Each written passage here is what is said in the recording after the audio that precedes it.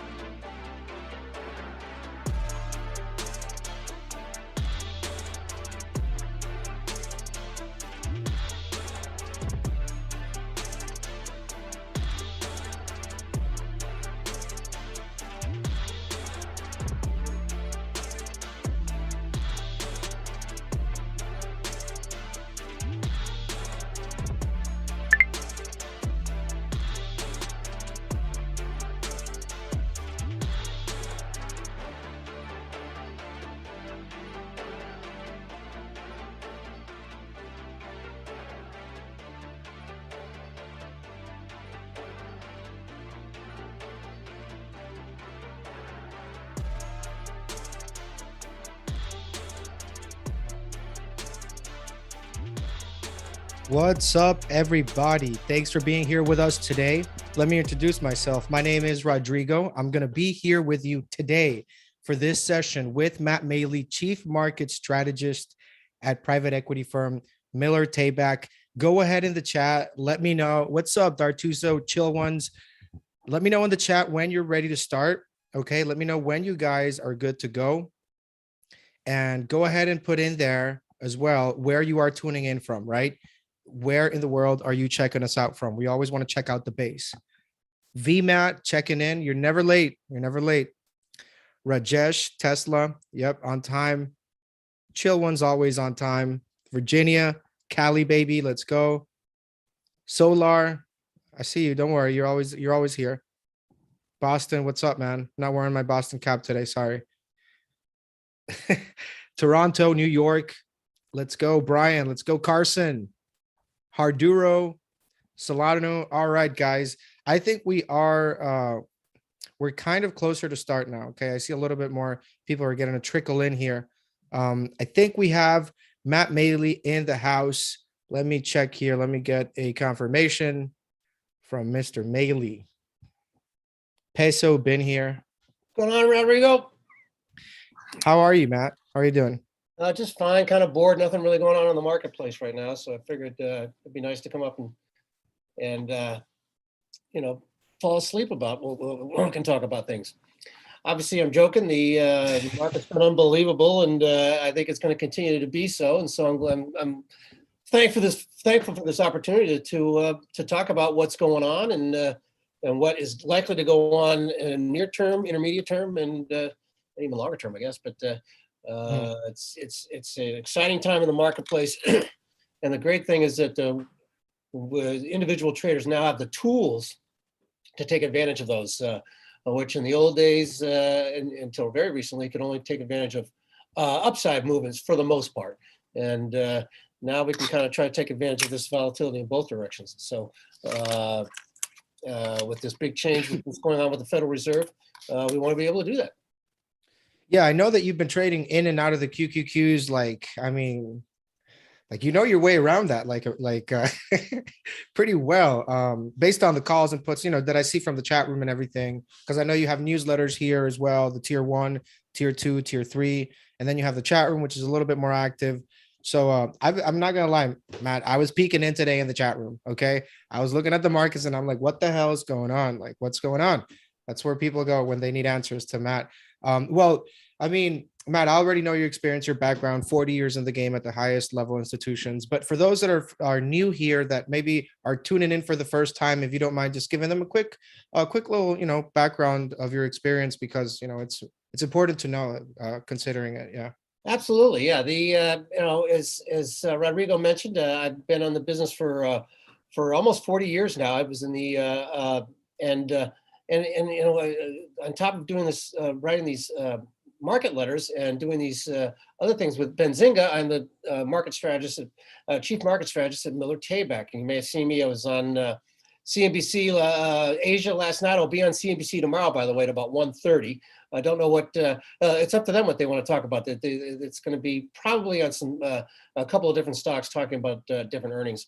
Of whatever, either companies that report tomorrow morning, then we'll talk about the way they reported, or ones that are going to report tomorrow night. Either way, but I'll be on about, at least I'm scheduled to be on 1:30 tomorrow, and usually that doesn't get canceled unless the president's speaking, and he already spoke today. So in fact, I think he's still speaking at a news conference. But anyway, and I'm on Bloomberg TV frequently. I was on overseas. I was, like I said, CNBC Asia yesterday. Lafante International out of Europe this morning, and TD Ameritrade Network, Yahoo Financial Network was on earlier this week, etc.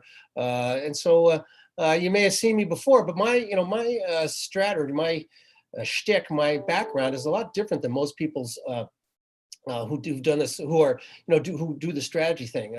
Most of them were either economists or analysts, sector analysts, and which is fine. But those people tend to concentrate on what should happen and what should, theoretically happen on certain things. And my background is a lot different. I spent the first 25 years of my career on two of the biggest trading desks on Wall Street.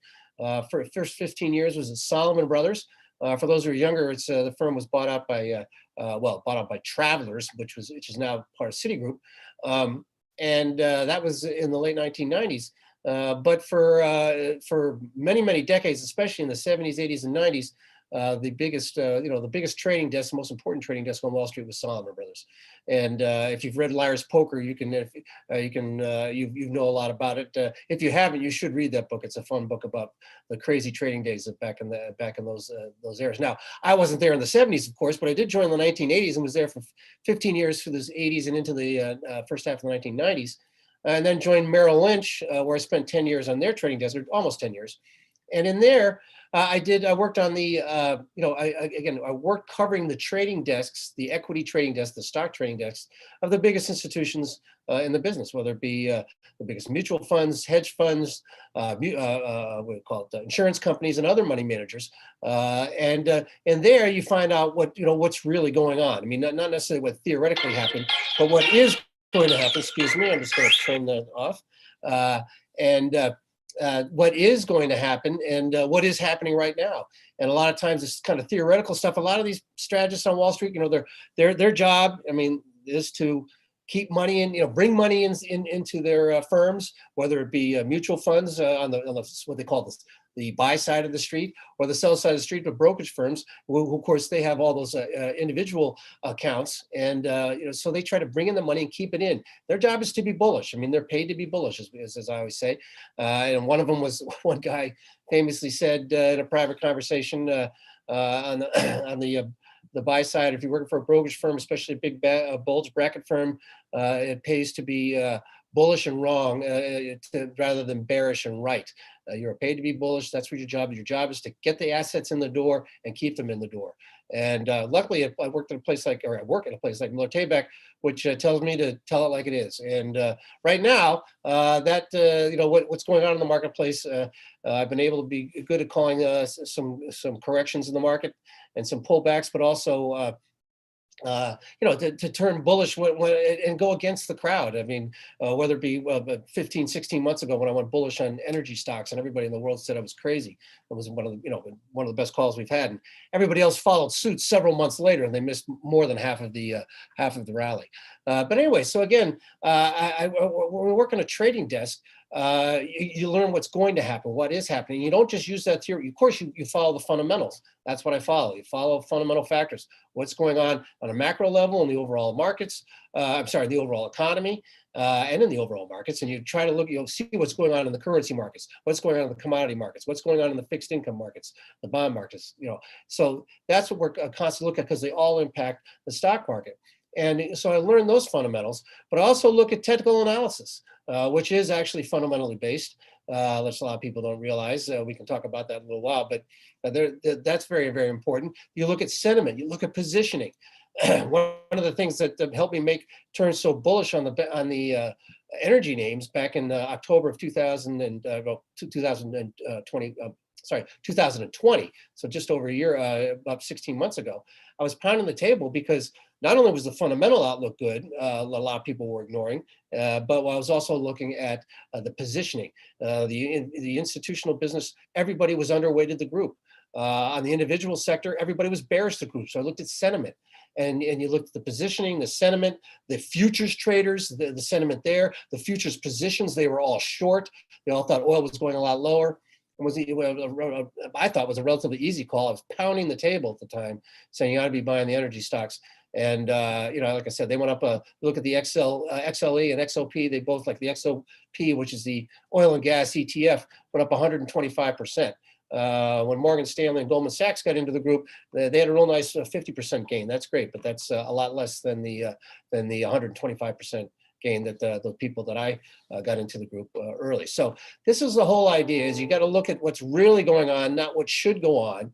And right now, I think for individual traders, it's such a great opportunity, because in years past, when we've had, market got very expensive like it is now, and whether we get into a deep correction or even a bear market, back in the old days, people just couldn't participate. You just kind of tried to weather the storm. You could buy some long dated options because the quarterly options, but those were expensive, and some people did do well in those. 1987 crash, some people became millionaires, but in most cases it was very difficult to do. Today, that's very different. Today, we can take advantage of those moves, because not only do we have options that are go every week, weekly options on many of the biggest, especially the biggest stocks, all have weekly options.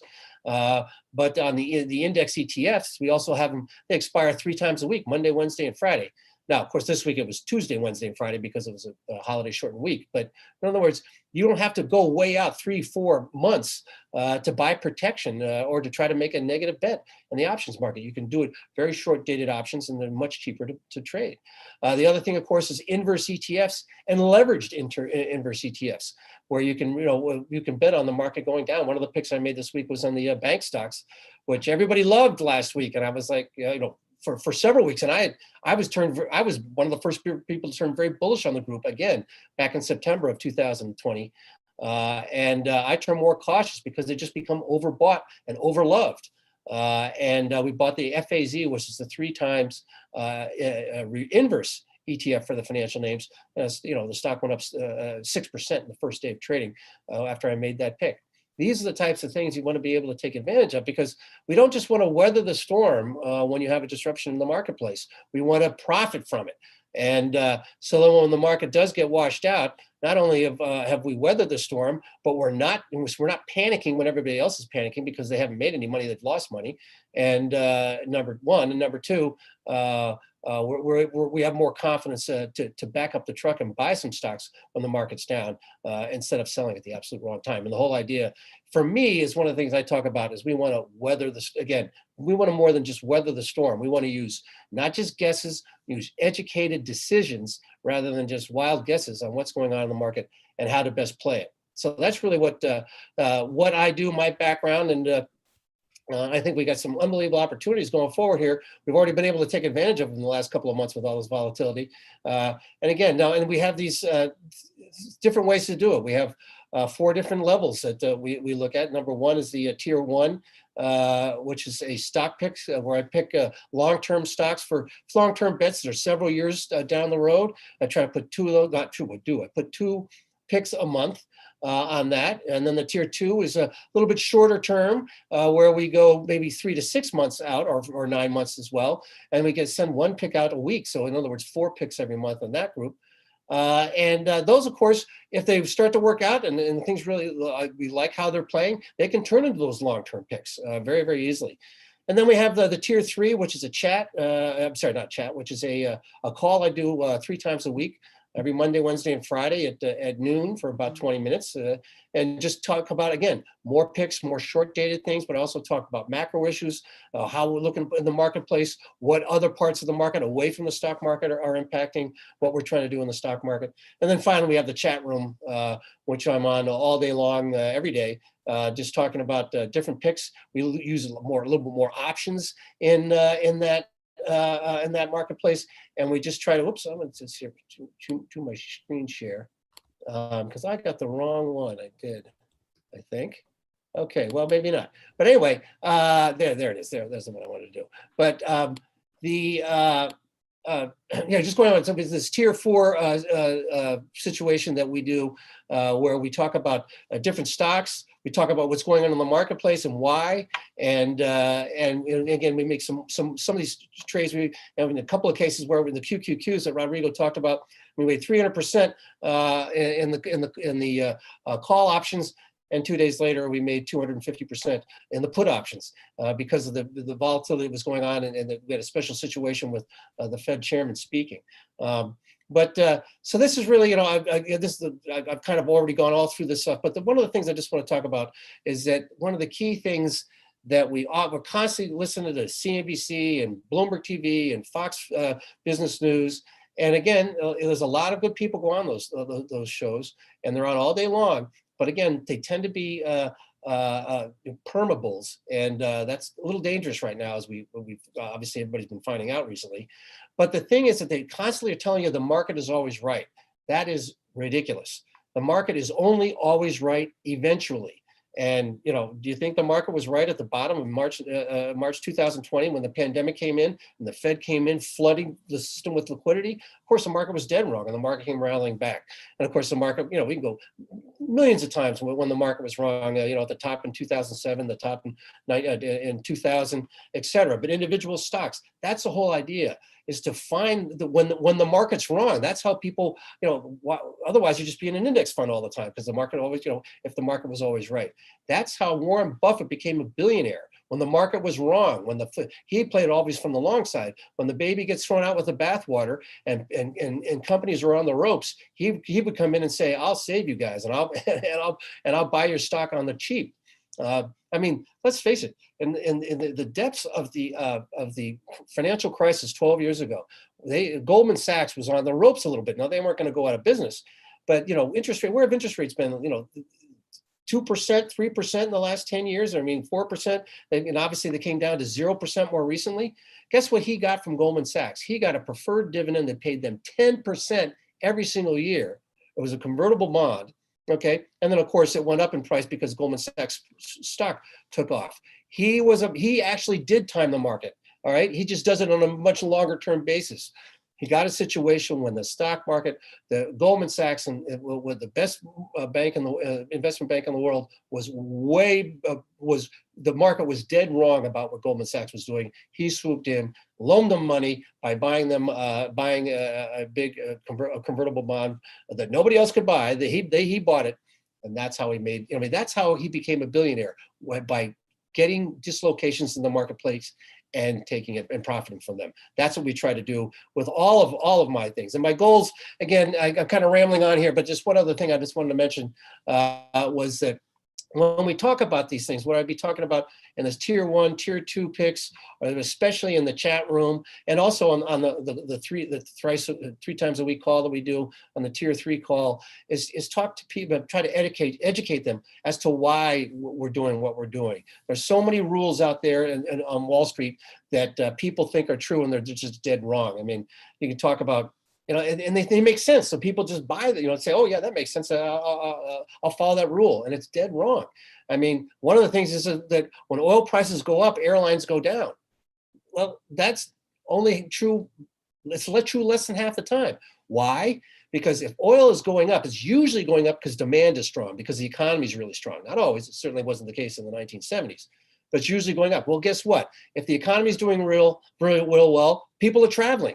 So if you look over time, more often than not, when oil prices are going up, airline stocks are also going up. But the narrative on Wall Street is that, oh, no, that's not the case, because if oil prices are going up, that means their fuel costs are going up. That's going to hurt their margins.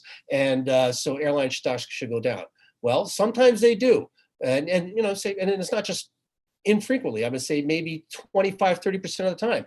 But more than half the time, okay, they go up together and they go down together. Oil prices are going down, therefore their jet fuel prices are going down. That should help them.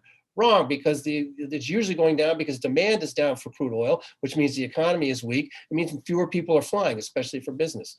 Now, obviously, that whole scenario I talked about was thrown into a tizzy with the pandemic, but it has followed suit, and that's why we try to talk about these things, that these rules of thumb, many of which do not work at all.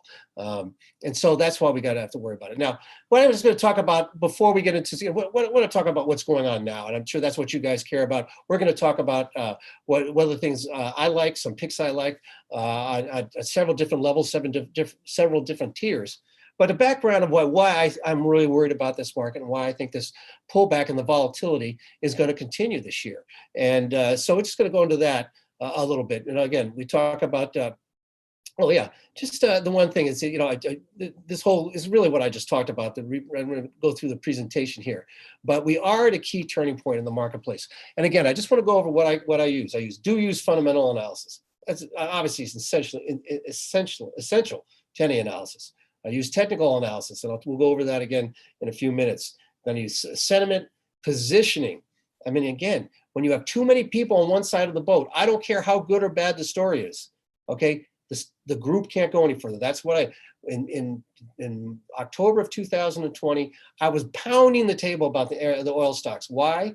Because everybody was saying fossil fuels are dead. I'm like, yep, fossil fuels are going to be dead 20 years from now, 30 years from now. This is not something that's, the Pony Express, the Telegraph replaced the Pony Express overnight, and literally in 2 days, the Pony Express died, okay?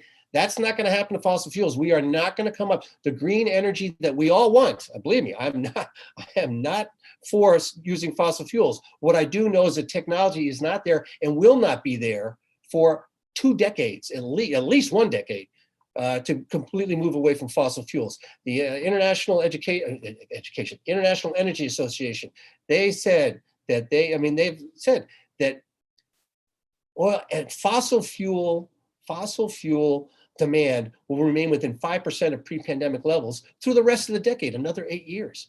Okay, so I'm sitting there going, fossil fuels aren't going away. We'd like them to go away, but they can't go away.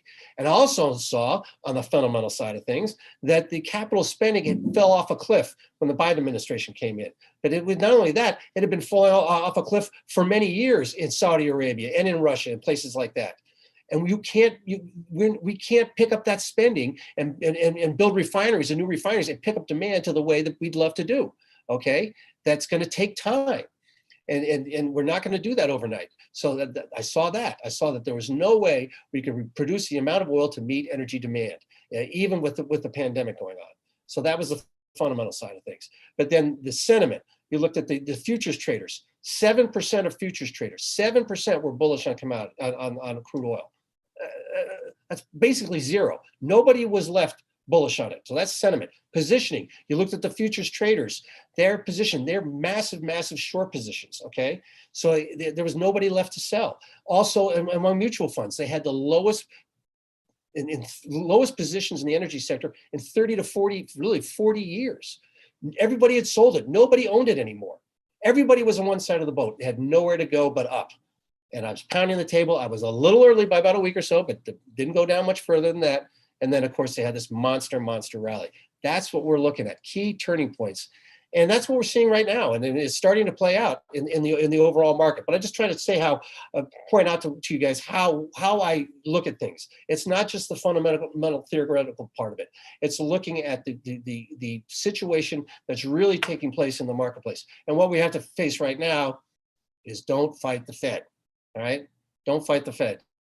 I hate to say it. That means the Fed's tightening. Okay? All those people on Wall Street told you don't fight the Fed for the last 12 years, or most of the last 12 years. They didn't in 2018 because the Fed was tightening. And of course, the market went down 19%. But they suddenly, these permabulls, they forget to tell you that. The Feds, you never hear them saying don't fight the Fed anymore. In fact, they try to claim sometimes, well, fighting the Fed, really, if they start to tighten, it's usually really not that bad for the stock market. But it is. Every single time. There have been a few times where the market, there's been a delay. In one case, it was over a year when the Fed started tightening before the market went down. But a third of the time, it happens immediately. And that's basically what we're facing now, because most of those times, like I said, a third of the time, I'm talking going back 40 years, every time the Fed is tightened, the stock market has been started to get hurt immediately. Okay. And all of those times were when the stock market was expensive, like it is now at 21 times earnings and 3 times sales. So the Fed has changed, and we need to adapt to that. They are back then they didn't want to say they were tightening, they were normalizing interest rates. Well, now they're normalizing the amount of liquidity, the amount of stimulus in the marketplace, which is really a better way of saying is that we're taking away. Okay, so that's what they're doing with their tapering back on their QE. They're also normalizing interest rates because they're going to raise interest rates soon, as they said, as early as March. And they're going to normalize their balance sheet. In other words, shrink their balance sheet. All of those things will provide less stimulus in the economy. So guess what? The stock prices, they have to normalize too, because stock prices have gotten too far ahead of the stock market. We got the economy here, and we got the stocks up here, and it's just too far ahead. And people, the biggest mistake people are making right now, like Kathy Wood, who is very, very smart investor, very good investor, and I think she's going to make a big comeback.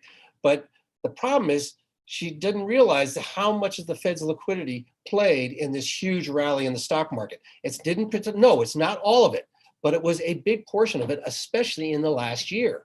This time last year, the stock market was trading I'm sorry, the stock market had already regained 100%, more than 100% of everything it lost during the pandemic. And yet the economy had only just starting to pick up. So we knew that the stock market was ahead of the economy, right? Everybody knew that, especially in the summer of 2020. We knew the economy had basically shut down. So we knew the stock market was up, and we were okay with that. We're saying it's okay, because once we get out of this pandemic, once things ease off, the stock market will rally back up, and we'll meet the economy will rally back up and meet the stock market. The problem was that it started to do that, but then when they got past the emergency, the Fed kept the pedal to the metal. So everything just kept going. It couldn't catch up fully. Couldn't even catch anywhere near fully. The stock market kept rallying, even though the stock market was above where it was pre-pandemic and the economy was below. The stock market rallied another 20%, another 27% to be precise. Okay, we need, now that they're going to be providing less liquidity, it has to come back down. It's okay. It's okay, but don't fight the Fed. Too many people on Wall Street are saying, you don't have to worry, the economy is getting better and earnings are getting better. Well, that's fine, except the fact that usually when the Fed starts, when the economy is improving, okay, the stock market, is about the same, about where it should be. All right, it's fairly valued. It's trading at 14 or 15 or 16 time earnings, not at 21 times earnings. Okay. So usually when we're coming out, the economy's doing this and the stock market has been down too. The problem is both the stock market and the economy went down, okay? And then the stock market went up and the economy did this, okay? And it's, okay, if they had kept, I'm sorry, the point is they kept the emergency level of stimulus long after the emergency was over. So the stock market continued to stay way ahead of the underlying economy. Now that they're pulling back on that, stimulus, even though the economy is fine, even though earnings growth is good, okay, it still has to, the stock market has to come down because they let it run too long at emergency level. It has to come back down. Okay. Now, as the stock market comes down, the economy, the level of growth will actually start to slow a little bit. I don't think it'll be a big problem, but again, that just shows how much the stock market has to come down. Okay. Again, we're talking, the stock market is trading 21 times earnings. That's the second most expensive ever. 3 times sales. That's the most expensive ever. And let's say sales, you can't fake sales. Earnings, you can fudge. You can do write-offs and things like take charges and things like that. Sales are sales. Unless you're completely lying, you cannot fudge sales. And this is the most expensive the stock market has ever been versus revenues versus sales. Okay. And the same is true with this market cap versus GDP. The thing is, it's because the Fed provided so much liquidity for longer than they needed to, the market has gotten ahead of things, and we want to be able to take advantage of it. The other big problem, of course, is margin debt, leverage. Well, we don't care. Everybody said, well, I don't care. Why do I care about margin debt? It's a lousy timing tool. Yes, it is, because it's actually is margin debt going up. Even if it hits records, it's still bullish because if you can buy $10,000 worth of stock, well, and suddenly you can margin that for 50%. Or even 5%, you obviously you can push the market higher. As people add more margin debt, it goes higher. It's only when margin debt starts to roll over, okay, that it becomes a problem. And guess what? It started to roll over, okay? Look what happened in 2000. Look what happened in 2007. Look what happened in 2018, okay? People forget we had a 20% or 19% correction then. We're seeing the same thing now. We had when you have so much liquidity in the system, people add all sorts of leverage through margin debt, leverage, okay? And then as that leverage becomes more expensive, okay, because interest rates are moving up, people have to pare back that risk. And what do they pare? So what do? They have to sell stocks to reprice their risk, reprice their portfolios, reprice their leverage. As the Fed takes away stimulus, people have to take away their risk-taking capabilities, have to take away the leverage that they're in. That brings the market back down. It's the right thing to do. It's going to cause some pain, but hopefully we can take advantage of it as we go along. Okay. And I guess the only other thing I just mentioned is that we have the Fed that's tightening policy, but we also have China, who is, so you have the biggest economy in the world has decided to pull back on leverage. Now we have China, the second biggest. Oh, actually, he started before the Fed started tightening. China is coming in, and they have been de-risking and deleveraging their economy for the last year. Excuse me one second. Oh, sorry. Excuse me. So anyway, we've seen what's happened there. It started with Alibaba a year ago, but since then they've gone they've gone to the tech area, they've gone to the gaming area, they've gone to the video gaming area, what you name it, they've gone to obviously the real estate area, they've got education. They just have this rolling thing where they start clamping down on all these leverage. So the entire system in China, excuse me, is being deleveraged and de-risked. It means and cutting back on debt. So you have the biggest economy in the world that's going from massive levels of stimulus from their Federal Reserve, okay, and massive levels of fiscal stimulus to a monetary stimulus which is disappearing and is going to actually tighten, and fiscal stimulus what the Biden administration is having a tough time adding to, okay? So they're clamping down. Then you have China, the second biggest one, who's gone from a decade or more of promoting risk, promoting leverage, promoting debt, to clamping down on all three. Is that the type of thing that's really going to help the stock market rally further this year? I don't think so. So I'm so sorry for this cough here, but the whole situation is one that we cannot fight the Fed. We have to, leverage works in both directions. We have to play this the right way. Now, look at what happened here with the ARK fund. I mentioned Kathy Wood. Here's the chart. This is when the Fed started getting in all that leverage. Well, she had these great companies, okay, and people got really excited about them. And sure enough, she outperformed for a full year. This is the ARK fund here, the ARK Innovation Fund, okay, and this is the S&P 500. This doesn't look like much of a rally, but because we're comparing it to that, but it was a very strong rally here. You can see, it went from 100, 175, so you go up 75%, but the ARK Innovation Fund obviously was up several 100%. The problem is this time last year, or actually in February of last year, then the Fed started hinting towards that they were going to taper back on their QE program. Right? Now, of course, they didn't start doing it for many months, but interest rates did start to rise. And when interest rates started to rise, what happened? Okay, since February of last year, look at the difference. Okay, now we got the S&P continue to rally because the Fed was still adding all that leverage, still adding all that stimulus. But now that interest rates were going up, some of these leverage funds had to pull back a little bit of their leverage, and look what the ARK Innovation Fund has done since then. It's just gotten absolutely demolished. Okay, that's a similar thing which is now start happening now that the Fed is actually tightening or starting to taper back in a more aggressive fashion, which in my opinion is tightening. That's going to cause the rest of the market, and has been causing the rest of the market, to come in. Excuse me, gosh, sorry.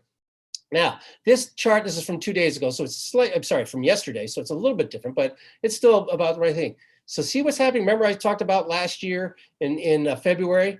That's where the interest rates went up. This is the yield on the 10-year note. That's when the ARK Innovation Fund started underperforming. That was that big move there, okay? But look at what's happened, the change in long-term interest rates. This is it's talking about key turning points. This, okay, it broke, it got up, okay, it rallied really strongly. Then we got into the spring and summer months, things get better, but then it broke above its trend line, okay, over the late summer.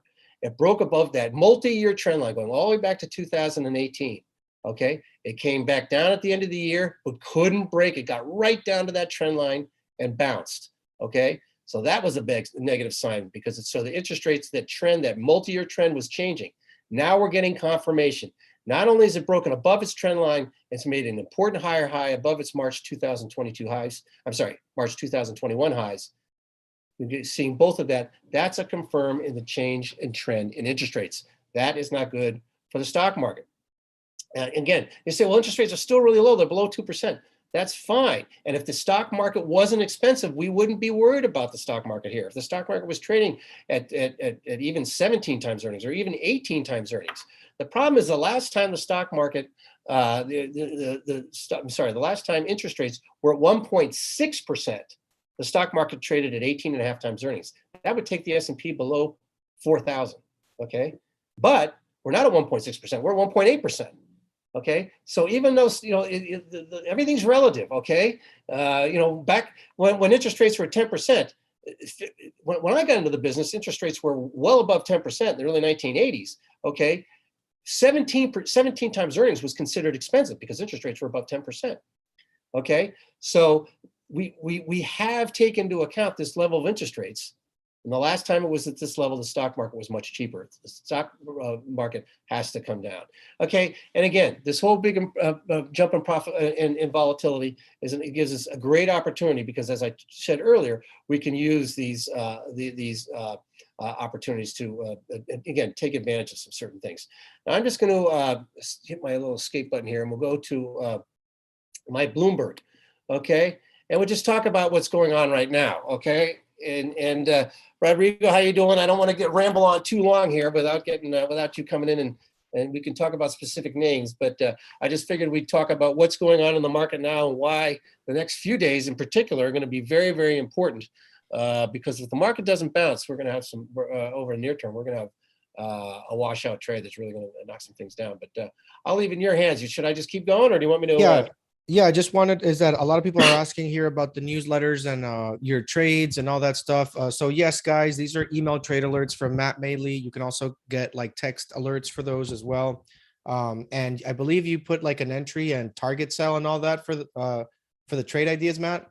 That's right. We put in when we send you an email telling you about the target, the trade we like, why we like it, both fundamentally, technically, and if there's some positioning or sentiment issues, we add those, and then we put a target on the stock, and we also put a stop level on the stock, and it's one of the things that it's very, very important to do, especially when you're trading stocks. Options, you have a little bit more leeway, but stocks, you don't ever want to lose more than 10% in a position. It could be the greatest idea in the world, but if you lose 10%, you get down 10%, get out of the position and look for a better entry point. If you lose 50% in a stock, that shouldn't happen. That's the trader in me talking. But that's one thing we've learned is to limit your losses and let your winners run.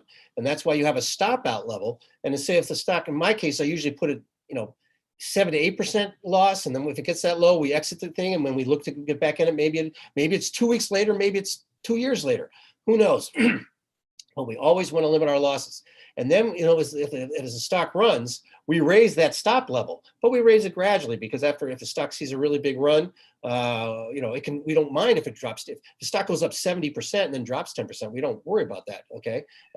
So but we still raise that stop level to guarantee that we still get a gain. Right. But that's how you can let the winners run, limit the losses, let the winners run. And so that's why we also put a stop loss level on all our trades as well. Yeah, and someone was asking about that Viacom trade that was like a 5,000% gainer. That one was on the tier 2. So once you go to the checkout, the link I put there, the first checkout is for the starter. Then after you complete that one, it'll take you to the enhanced, which is the 1 pick per week. And then from there, it will take you to the elite, which is the Monday, Wednesday call with Matt. So yeah, it's all in the same checkout. It'll just update, refresh once you complete it. So I put it in the chat, and go ahead, Matt, take it away with the presentation. Yeah, well, and we'll just talk about the sim with Viacom, which worked out very well for us. And here's a situation, and I'll go over to my go back to my, see if I here. Yeah, let's go here. Let me find it here, and I'm going to show you what we were talking about. It was just a perfect example of why it's important to use technical analysis. Is this? Nope, that's the wrong one. It's NVIDIA, which was another good call we made there. I want to find my Viacom chart. I apologize, but there it is. Nope, that's not it either. Okay. Okay, I apologize, but let me see if I can find it here. Okay, that's what I talked about.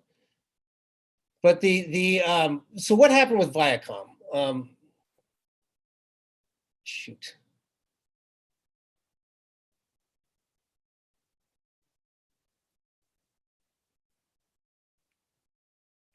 I apologize. Here we go. There we go. Finally found it. Okay, sorry about that. But what happened in Viacom was one of these meme stocks, of course. And what I was looking at, we had, AMC was going up, GameStop were shooting up, and these stocks had huge short interest, and so did Viacom. And this Viacom really took off. And I'm like going, okay, now wait a minute here. This is ridiculous. Viacom is a better company, way better company than AMC. But this is, I look at technical analysis. Look at this is the week. This is the RSI, Relative Strength Index. Okay, and when that gets to 70, that means the stock is getting overbought. Okay, and that's why they have a red line. It means stop buying, don't buy anymore. And sometimes it can get a little extremely overbought. You know, it doesn't always get, but see how it got to there, stock went down, got to here, stock went down, etc. And when it gets to below the green line, which means go ahead and buy, that means it's getting oversold. It's a great opportunity to buy it. There was a great opportunity to buy it there.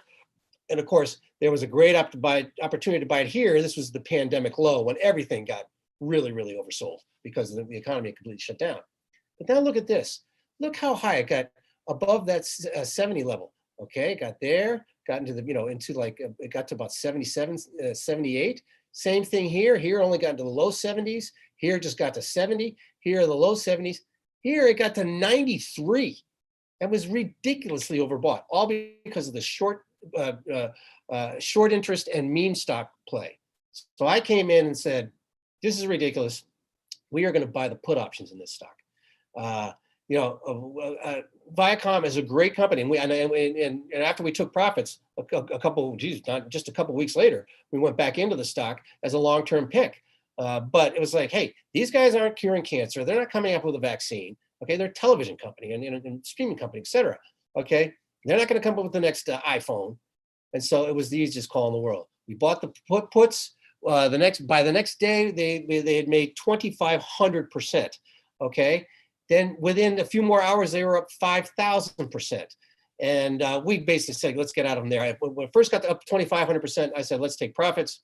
Other people held on to and made 5,000%. And even people held on for a couple more days. One person said they held on, made more than 10,000%.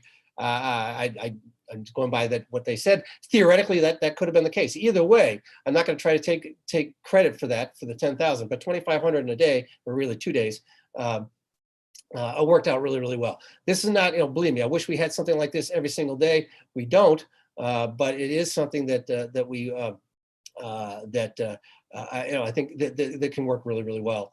And we do get these, again, ones where we can get quite a bit of, where we can make quite a bit of money, where we're making 200 or 300%. And I'll show you that in just a second when we talk about some of these puts and calls we've made recently in the QQQs. But this is another thing we do that I try to do, and with our tiers, especially in our tier 3 call, is, I mentioned how we got, really, really bullish on the energy stocks. This is the XLE energy ETF. This chart only goes through this October, but it gives you an idea of what we're doing. Okay, remember I told you about why I suddenly love the group. The fundamentals were good in terms of the fossil fuel. Everybody was saying the fossil fuels were dead. Yes, they're dead, but not tomorrow. Number two, it got ridiculously oversold on its RSI chart. As I mentioned earlier, it got the positioning in the futures traders was extreme. Everybody was short, and the sentiment was extremely bearish. So we went in and we bought it here. I was a little early, okay? The low came shortly thereafter, but look at it, it just took off. Then it started to correct here, okay? And people are saying, oh, Matt, this rally is a complete head fake. And I said, no, we're going to double down. And why? Because we got a golden cross. The 50-day moving average, the yellow line, crossed above the 200-day moving average, the purple line. And I went back in history and saw that was usually very, very bullish for the energy stocks. So instead of selling here when other people were, I doubled down.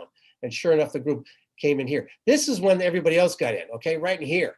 Okay, we had already up. We'd already gone from 30 to 45. 30. I'm sorry, to 45. Okay, so these guys got in, then it came down. Then, okay, when it finally got really overbought in here, I took profits and said, let's sell half of our position in the XLE. Okay, and even said, let's look at some put options in the XLE and some of the individual stocks.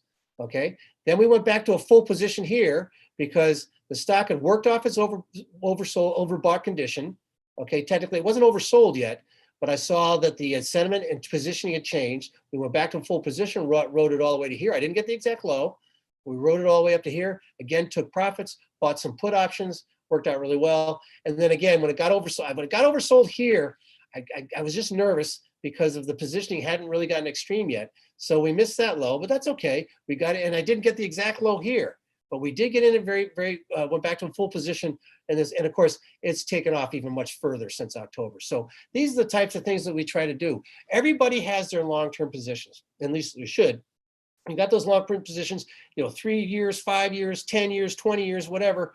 And you, of course, you always keeping an eye on those positions, but those are those long-term trades. And that's what we look at in the tier 1.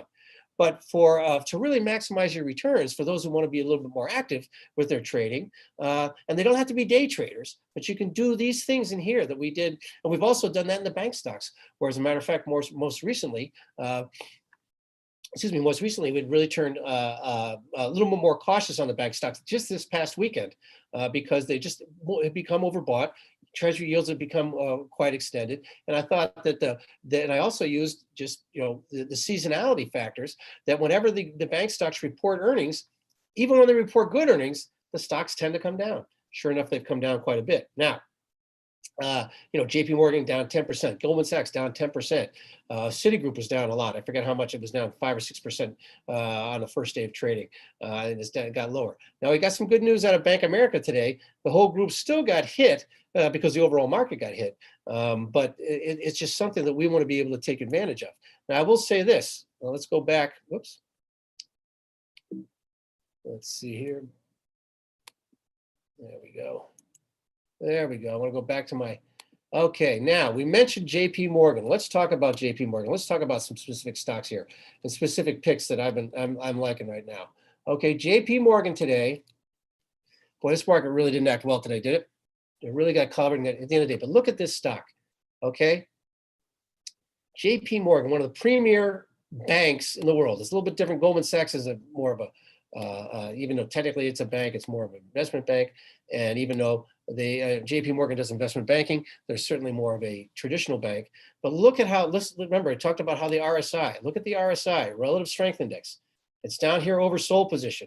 It got here, okay, whoops. Trying to see here. Let me get rid of some of these things here. There it is, okay? Down here, that saw a nice little bounce. That may not look like much, but it was a very nice short-term bounce of, let's see here.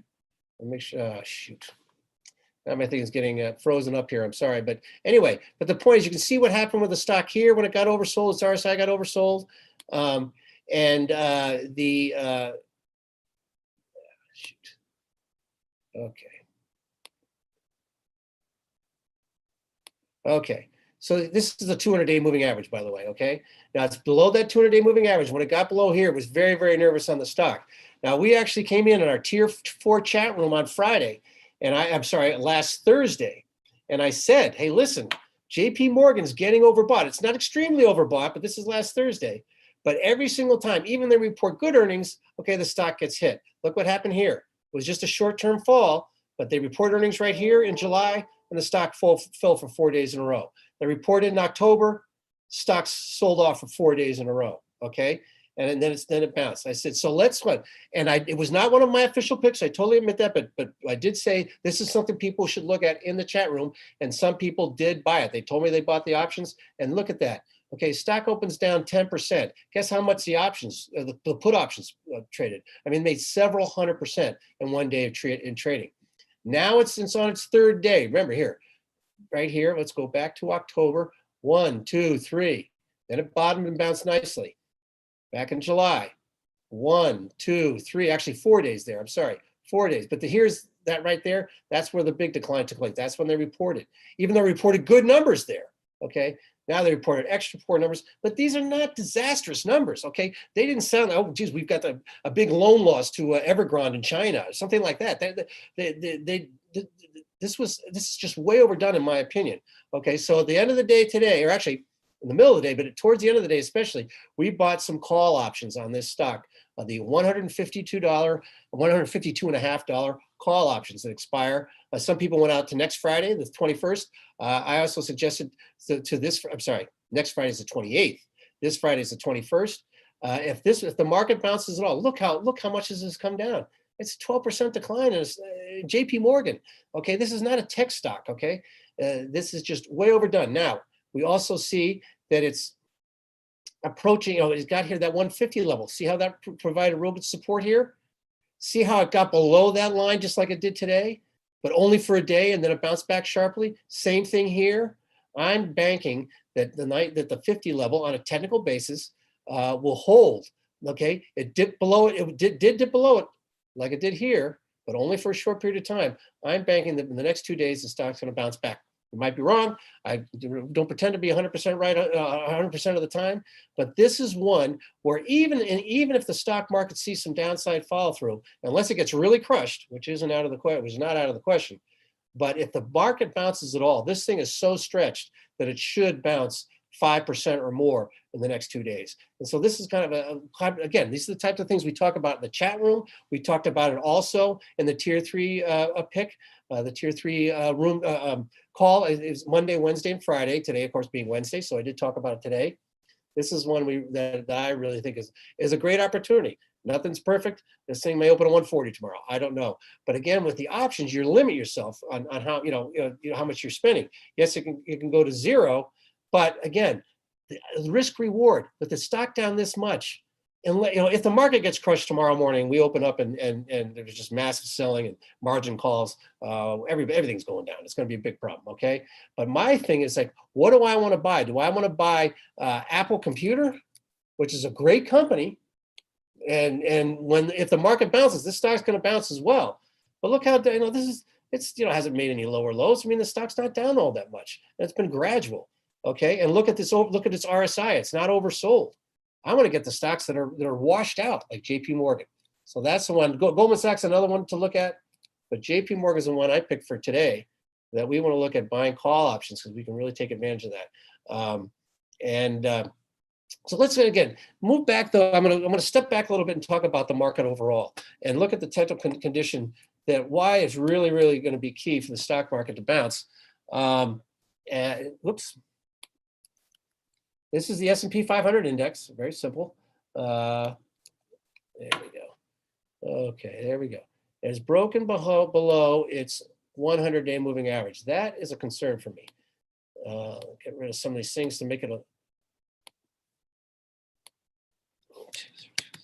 okay, here we go. Now, see how the 100-day moving average, ever since we broke back above it, after the pandemic, it provided support. It didn't really get down to it, but it provided support there and support there, but got right down to it there and held. That was key.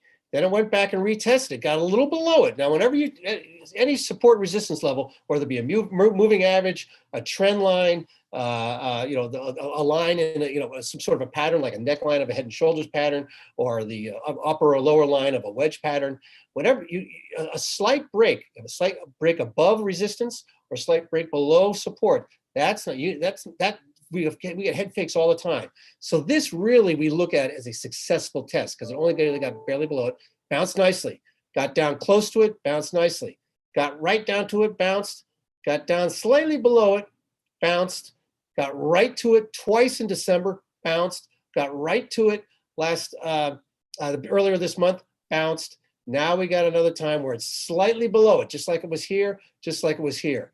If this slight break turns into a bigger break, then we got problems. Okay?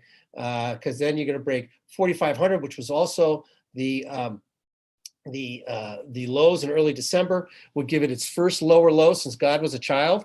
Okay, I'm joking there, but first lower low, basically first important lower low since the March 2020 lows, the pandemic lows.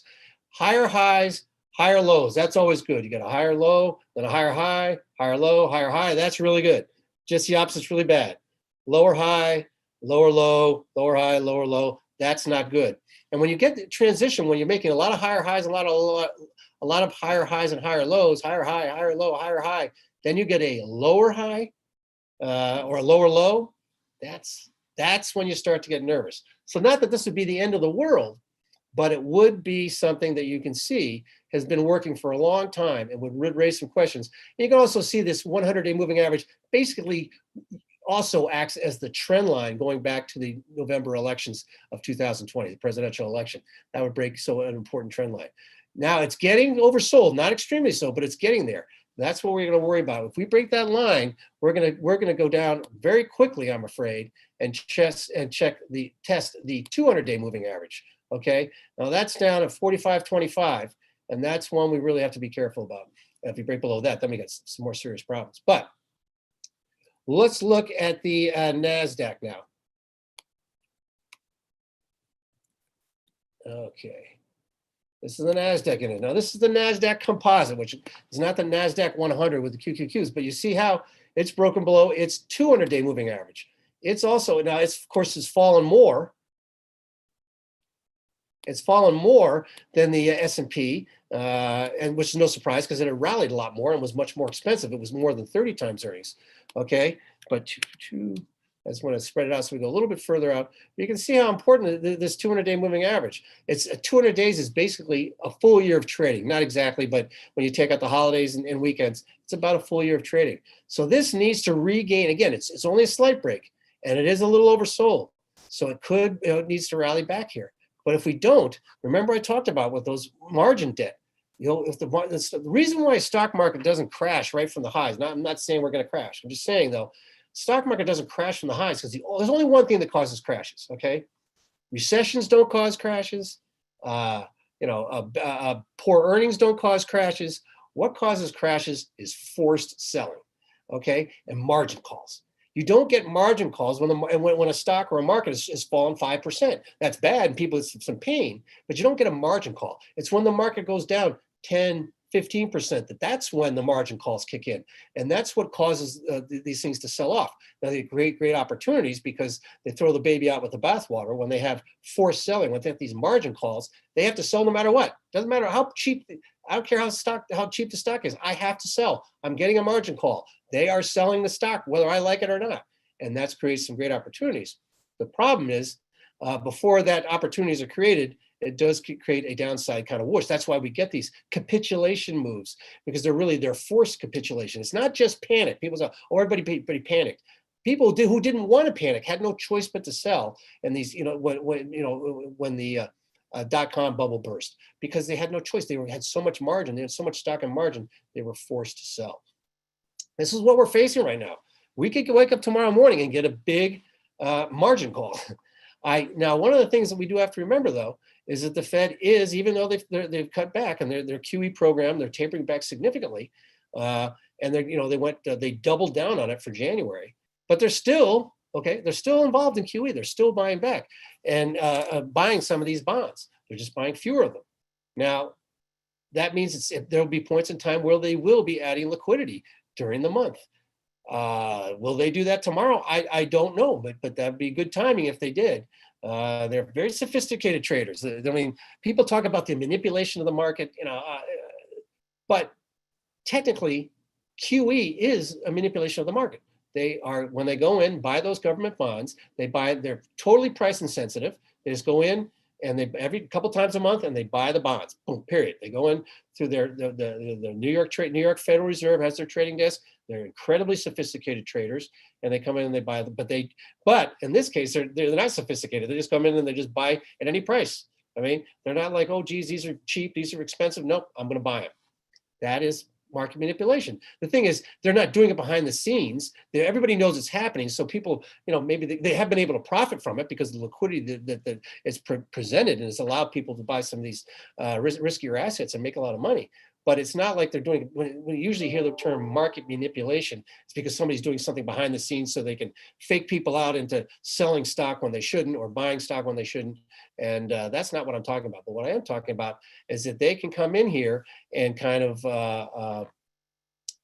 help the markets a little bit later this week. So don't be surprised if we get I'm not saying I don't know if we will, but it would be, in my opinion, the smart thing to do. And so I don't think it's out of the question that we'll see I do think there's a good chance that we'll see a bounce, even without the Fed. Markets, the worst bear markets in history have huge bounces. In 2000 and 2001, 2002, we had 18% rallies in the stock market. Same thing happened in 2000 in the bear market during the Great Recession back in 2008. So big rallies in the stock market. In fact, I'll pull them up for you and show you. I mean, this is not this is the way markets work, because people get panicked and once the selling, once the panic is done, what happens, the buyers come in, there's nobody left to sell, and the thing just goes straight up. But here, let's just look at it right now. 2007, 2010. Okay, this was the stock market. Look at these rallies, okay? Let me get rid of these things. Okay, the initial sell-off, okay, whoops, no wonder I got the wrong thing on. Hold on a second, I apologize. I had the, let's go. Very simple chart. This is just a simple price chart with the closing prices. 2006, 2010. Well, look at this sell-off, okay? This is an unbelievable sell-off, 50% in the S&P, right? 50%.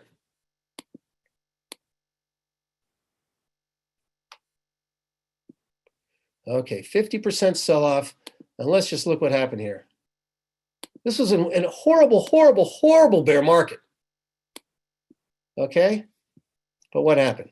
Okay, we get the first sell-off that lasted a couple of months, bang. 11%, almost 12% rally. And then we got another rally here, 24% rally there, okay? Look at this rally. It doesn't look like much of a rally here. Look at this rally, bang, 6% rally.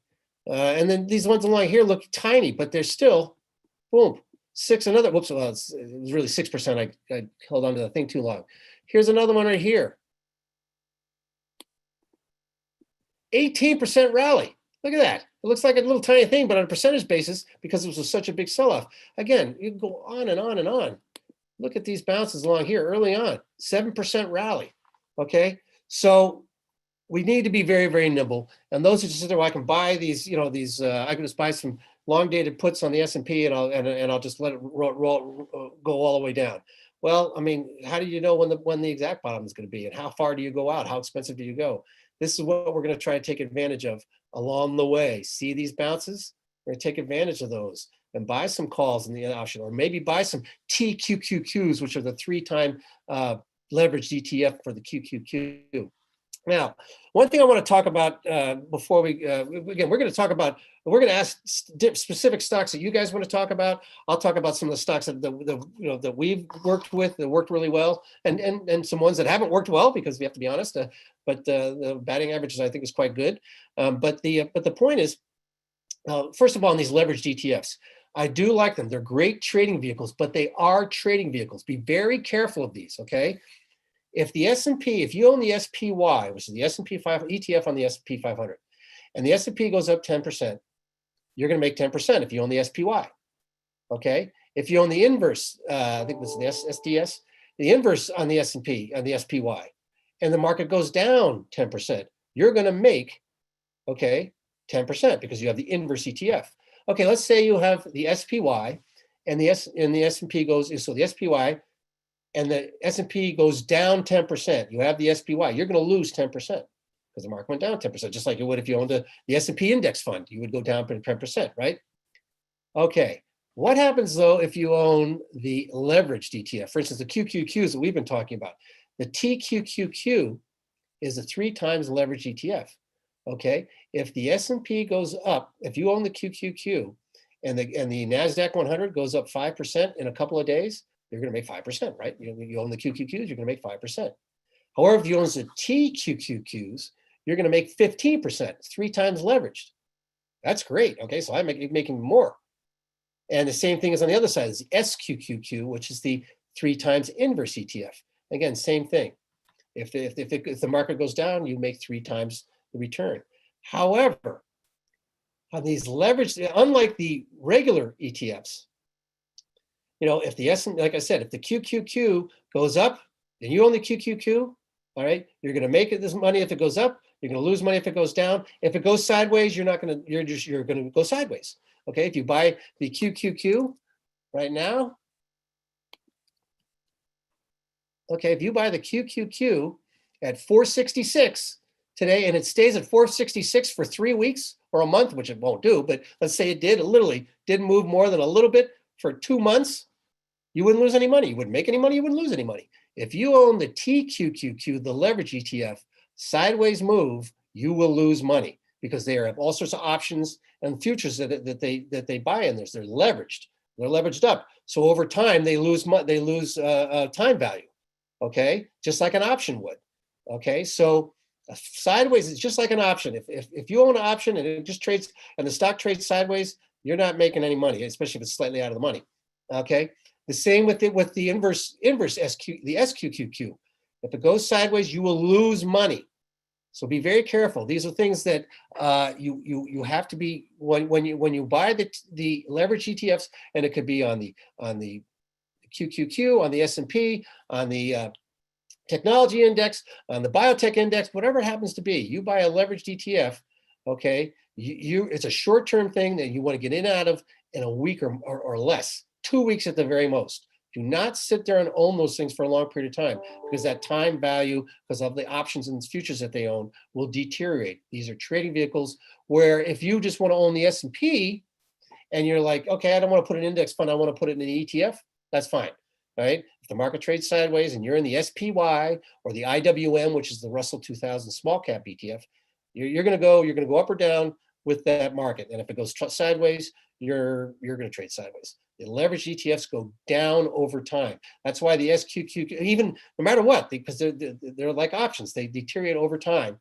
and that's why they have to split inverse split 3-for-1. That's what the SQQQ just did recently. And so the stock goes down and down and down and down, and then they do a reverse split. The stock goes from 5 to 30, and then it goes down, down, down again. So that's very important. Okay. Now, I've kind of been rambling along here, but there's one other important thing that's very, very important that I want to cover with this whole thing with technical analysis and why it's important.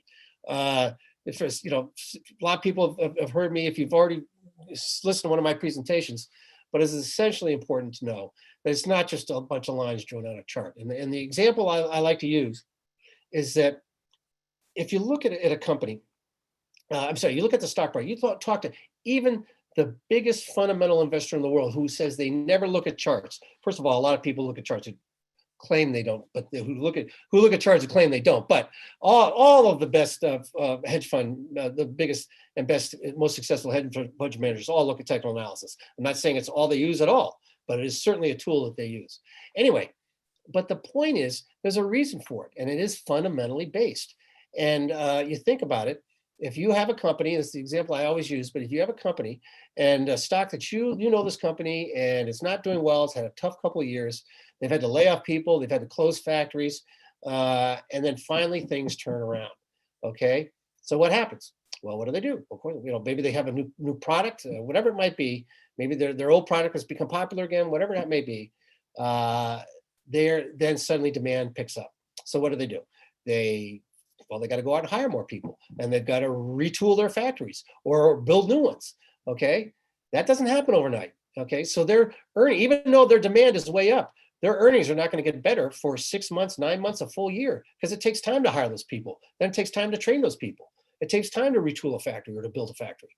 That takes time. However, all the institutional players, the mutual fund guys, portfolio managers have an army of analysts, or the big hedge fund guys, or even the small hedge fund guys have an army of analysts. They're talking to these companies. They see the things turning around. They're talking to the company. They're talking to the company's customers who are suddenly buying their product. They're talking to the company's suppliers who are suddenly supplying them with more product. And they sit there and go, holy cow. They go to the portfolio manager and they say, hey, you got to buy this stock. The earnings aren't going to turn around for 6 months, but I'm telling you, they're going to turn because their demand is off the charts. They got this great new product. Nobody's going to compete with it, et cetera, et cetera. Well, we don't have, individual investors don't have hundreds of analysts that they can talk to. Okay, so when do we find this stuff out? Well, great, when they finally start reporting really good earnings. That's great, but the stock's already gone up 80% or doubled, or maybe even up 20%, whatever it happens to be. So what we do is that we go to those guys who have that information, or it's not inside information, it's just good hard work, right? Talking to suppliers, talking to their customers, seeing the sales, seeing what's going on with the company, seeing that they're indeed all over the place. They're hiring people left and right. That's just good hard work. And we can't do that for 5,000 companies like the institutional investors can, or 2,000 companies. Okay, So we start to look at technical analysis and we see that, okay, stocks starting to move up. Same thing going down. You know, the people, there's this lag because people don't want to lay off people. People are human beings. They know the people. I don't want to have to lay people off. So they drag their feet laying people off. It takes time before you really notice that the thing's going back. But again, those people with the army of analysts, they see it in advance, they sell it. That's why even the guys who totally, all they do is look at fundamental analysis, they will be the first ones to admit that when a stock tends to start to rally before their actual earnings turn up, and the stocks tend to sell off before their earnings turn down. Same thing with the broad market. Broad market tends to sell off before we go 6 months before we go into recession, and the stocks market usually tends to bottom and rally 6 months or so before we come out of the recession. That's just because these people see it happening and they buy in advance. And so that's why it's so important to know why technical analysis is something that I use very extensively. I don't get too much into it, again, especially for these market letters.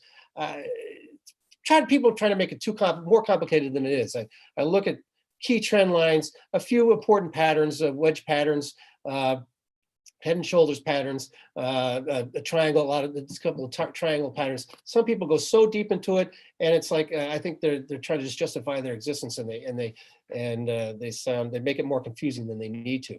Again, higher highs and higher lows, those are key. Those are so important. Moving averages, so important. That there's a lot less to it that you need to concentrate on. I try to keep it simple, stupid, as the old saying goes, and we try to work for it that way. So, okay, let's just talk about a couple of things, the stocks, that I like here. And one of what did I do with my little list here? Well, it doesn't matter, I can do it off the top of my head. But the stock market has had, here we go.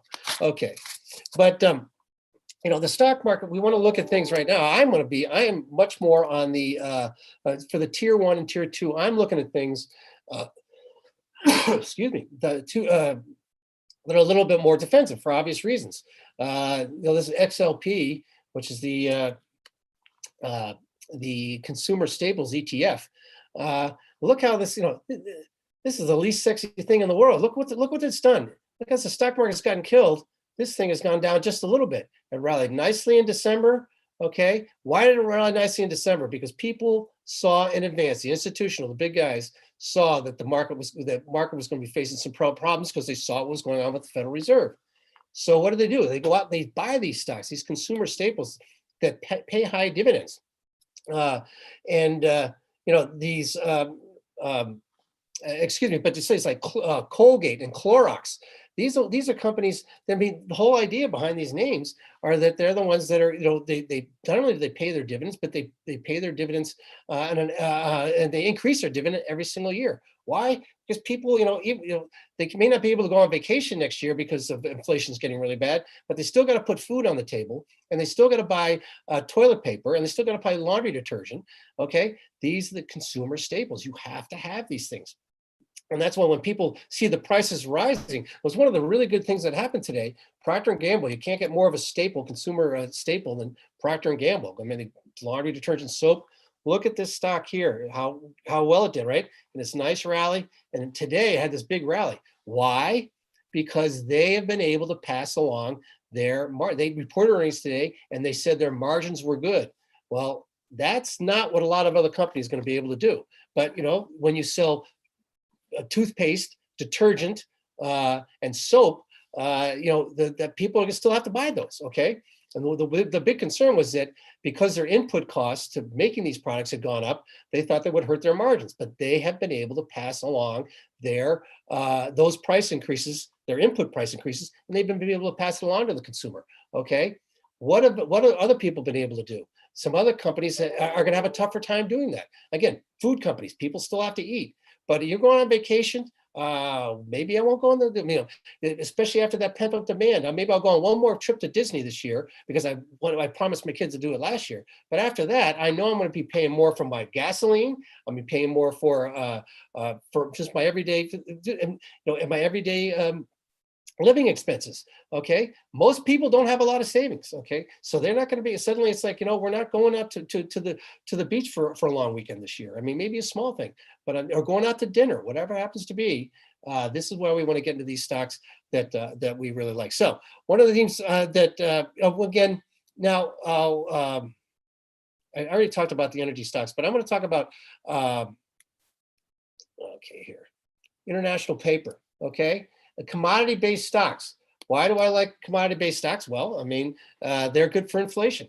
And one of the things that the hard assets are things, oil works out really well, but in the 1970s, the energy sector obviously did very well. Hard assets, what else did well? Housing stocks. And I'll talk about that in a second. But the housing stocks, which get beaten up, it's funny because I made a negative comment about them this past weekend, saying that although I like them near term, although I like them longer term, I'm worried about them near term. But look at international paper. It's a little overbought here. It's one of I picked recently, so getting a little overbought. But the stock, when we look at this thing, sorry here. But see, it trades at 12 times forward earnings. So that's a nice discount to the market multiple. The market multiple is obviously 21 times earnings, as we talked about. Even if the market multiple was cheap at 15 times earnings, it would still be a discount to the market multiple. And it pays a nice dividend of almost 4%. Pays you to wait, okay? These are the stocks that are going to hold up better if the market continues to see volatility. Number one. Number two, it's going to give you some money while you wait. That's what we want. What's the stocks that we're trying to look at. Boeing. Now, Boeing took it on the chin today. But this is one I like for the tier one, okay, long-term thing. Now, it got hit today because of concerns about interest rates for some reason. It's kind of strange why it's suddenly now. But to be honest with you, the real reason it got hit today is, look, it got to its 200-day moving average. Looking at the technicals. It got slightly above its 200-day moving average. What happened the last two times it got slightly above its 200-day moving average? It got hit, okay? It's RSI got overbought, but I'm banking on now that this stock is going to do well because it's trying to break above this trend channel that it's been in, okay, for a while. Now, we all know the problems that they had. Okay, well, it was the COVID. Well, nobody wanted to fly anymore. Well, that's actually not what it was. It was before that. Their 737 MAX plane, of course, had all those problems, right? So they've been going down for a couple of years now. And so now it's trying to break out of the top end, not only above its 200-day moving average, but that downward sloping trend channel. At some point, this stock's going to break out. When it does, I'm going to want to own this stock. And I like it on a long-term basis because I think its downside is rather limited. Why do I think that? Well, because look at the stock market since the middle of 2019 is up like 40%. This stock's down. It's been cut in half, okay, or almost cut in half. Okay, this stock has already priced in a lot of bad news. What else? Well, guess what? They're too big to fail. Too big to fail because they're only one of two airline manufacturers in the world. Okay, that's one thing. Number two, more importantly, number two, they're also a big defense contractor. So not only are they too big to fail, they're too big not to succeed. They have to succeed. We need airline travel. We need somebody besides Airbus to make airplanes. We need, we only have a few companies that do it. Raytheon, Martin Marietta. There's certain defense contractors. We have to have them for our defense budget. Okay, Boeing is not going out of business. Okay, and the stock is cheap. It's inexpensive. Well, it's cheap, but they're once they get their planes back up and running again. But the thing that this stock is already priced in a lot of really bad news. So this is one we want to weather the storm with. Now, I'm going to go back to a thing before we move on. We're going to talk about this individual stocks, but we're going to go back to this tier 3 thing that we've been talking about. Tier 4 chat room. And what we did here on the QQQ, I talked about Viacom. Let's see here. Oops, here we go. Okay. Now, what happened? This is what happened last month. Okay. We came in and on one day, we knew that the Fed was talking a lot about let's cut some of our we're going to cut back on tapering. We're going to taper back. We might even raise interest rates. It started, and then they said we might even raise them faster than we thought they were. We got nothing from there's no confirmation yet from the Fed chairman. So as we went into the December 15th meeting, you can see down here it says December 5th. Oops, let me make this bigger. Boom, so you can see it better. Sorry. Here we go. See, this is December 15th. This was the day of their Fed meeting. And my feeling was that the Fed chairman was going to confirm that indeed that they were going to taper back, they were going to double down on their tapering, and that they are indeed going to cut rates sooner than we thought. However, because the stock market had sold off to then, I thought we'd get a buy the news. They say buy everything. They'd already priced in this new news. So we came in, and I was like, we had bought puts, QQQ puts and some SPY puts. As we got into here, though, we sold them a nice profit, and we came here, and I said, literally 1:30, a half an hour before the Fed announcement, and an hour before the 2:30 Fed Fed press conference, I said, let's buy the QQQ calls. I think it's all priced in. Okay, I think any kind of downside is priced in. Sure enough, they shot up. Okay, this is 2 o'clock. This is 2 o'clock. See, they shot straight up at 2 o'clock, and then they kind of trailed off a little bit. Then the 2:30, the press conference began, and he told us everything we already knew, and sure enough, it shot up. Overnight, we got in the next morning, I came in, and we were talking between 9 and 9:30 on the chat room, and I said, we're taking profits right at the opening. And we made 360%. Now, again, some people might have sold a little before, a little after. I happen to draw it to the absolute maximum, but either way, everybody who bought it here, where we talked about it, and where I specifically highlighted, these December 17th, $292 calls, and everybody made over 300%, those who bought it when I mentioned it. However, I was also very worried because I knew that the Fed was still tightening, and the probably wouldn't last very long. This huge rally. So very shortly thereafter, we went ahead, and again, the December, we went out and see. So now just 2 days later, on the 17th, okay, which was a Friday, we went in and bought the puts. Okay, the 383 puts, we bought them. I said in the last hour of trading, I said this market isn't holding up. The market rallied for a day or two. So it was Wednesday, it started rallying. Thursday, the rally held up. It tried to hold up on Friday. It was losing steam. I said, we got to get out. Okay, so we bought the put options there. Same thing. We walked in the next day, which was Monday. Okay, which was Monday the 20th, and I said it was actually the bottom we saw in the sell-off. And I sell. We made 250%. Again, before the opening, I said, we got to sell these things at or near the opening. They sold them right on the opening, was in here. They still made over 200%. But these are the types of things that we're talking about on a constant basis as we move through the day. Here was another one we did back on the 22nd, Tesla call options. It was again, remember the 20th, that was the low. We were coming into the holiday weekend, and I'm like, oh, this stock just looks like it's when it wants to go. I saw it was looking like it was trying to get a MACD cross, which is another a form of technical analysis. And sure enough, we made over 176%. Again, I draw that to the exact high. I said take profits up in here. It was more like 154%, I think was the real number. I drew it. It looks better than it actually was, but that's what we do. So these are the types of things that we're constantly trying to make money on. A couple days, you'll see a couple days later, we made it a small amount. Well, we bought it in the day, and then I sold it in the last hour. I was worried about what might happen in the last hour, and sure enough, that worked out as well. So these are the types of things that I'm constantly looking at, as I said, the whole idea right now is to take advantage of what is coming. Don't be afraid about what's coming in the stock market, which I think is a correction. We're almost there in the Nasdaq already. Excuse me. But when the Fed goes from, again, when the Federal Reserve goes from massive all-time record levels of liquidity to tightening, that is a big change. Usually they go from being very accommodative to neutral to tightening. This time they went from massive accommodation to tightening. They skipped the neutral part.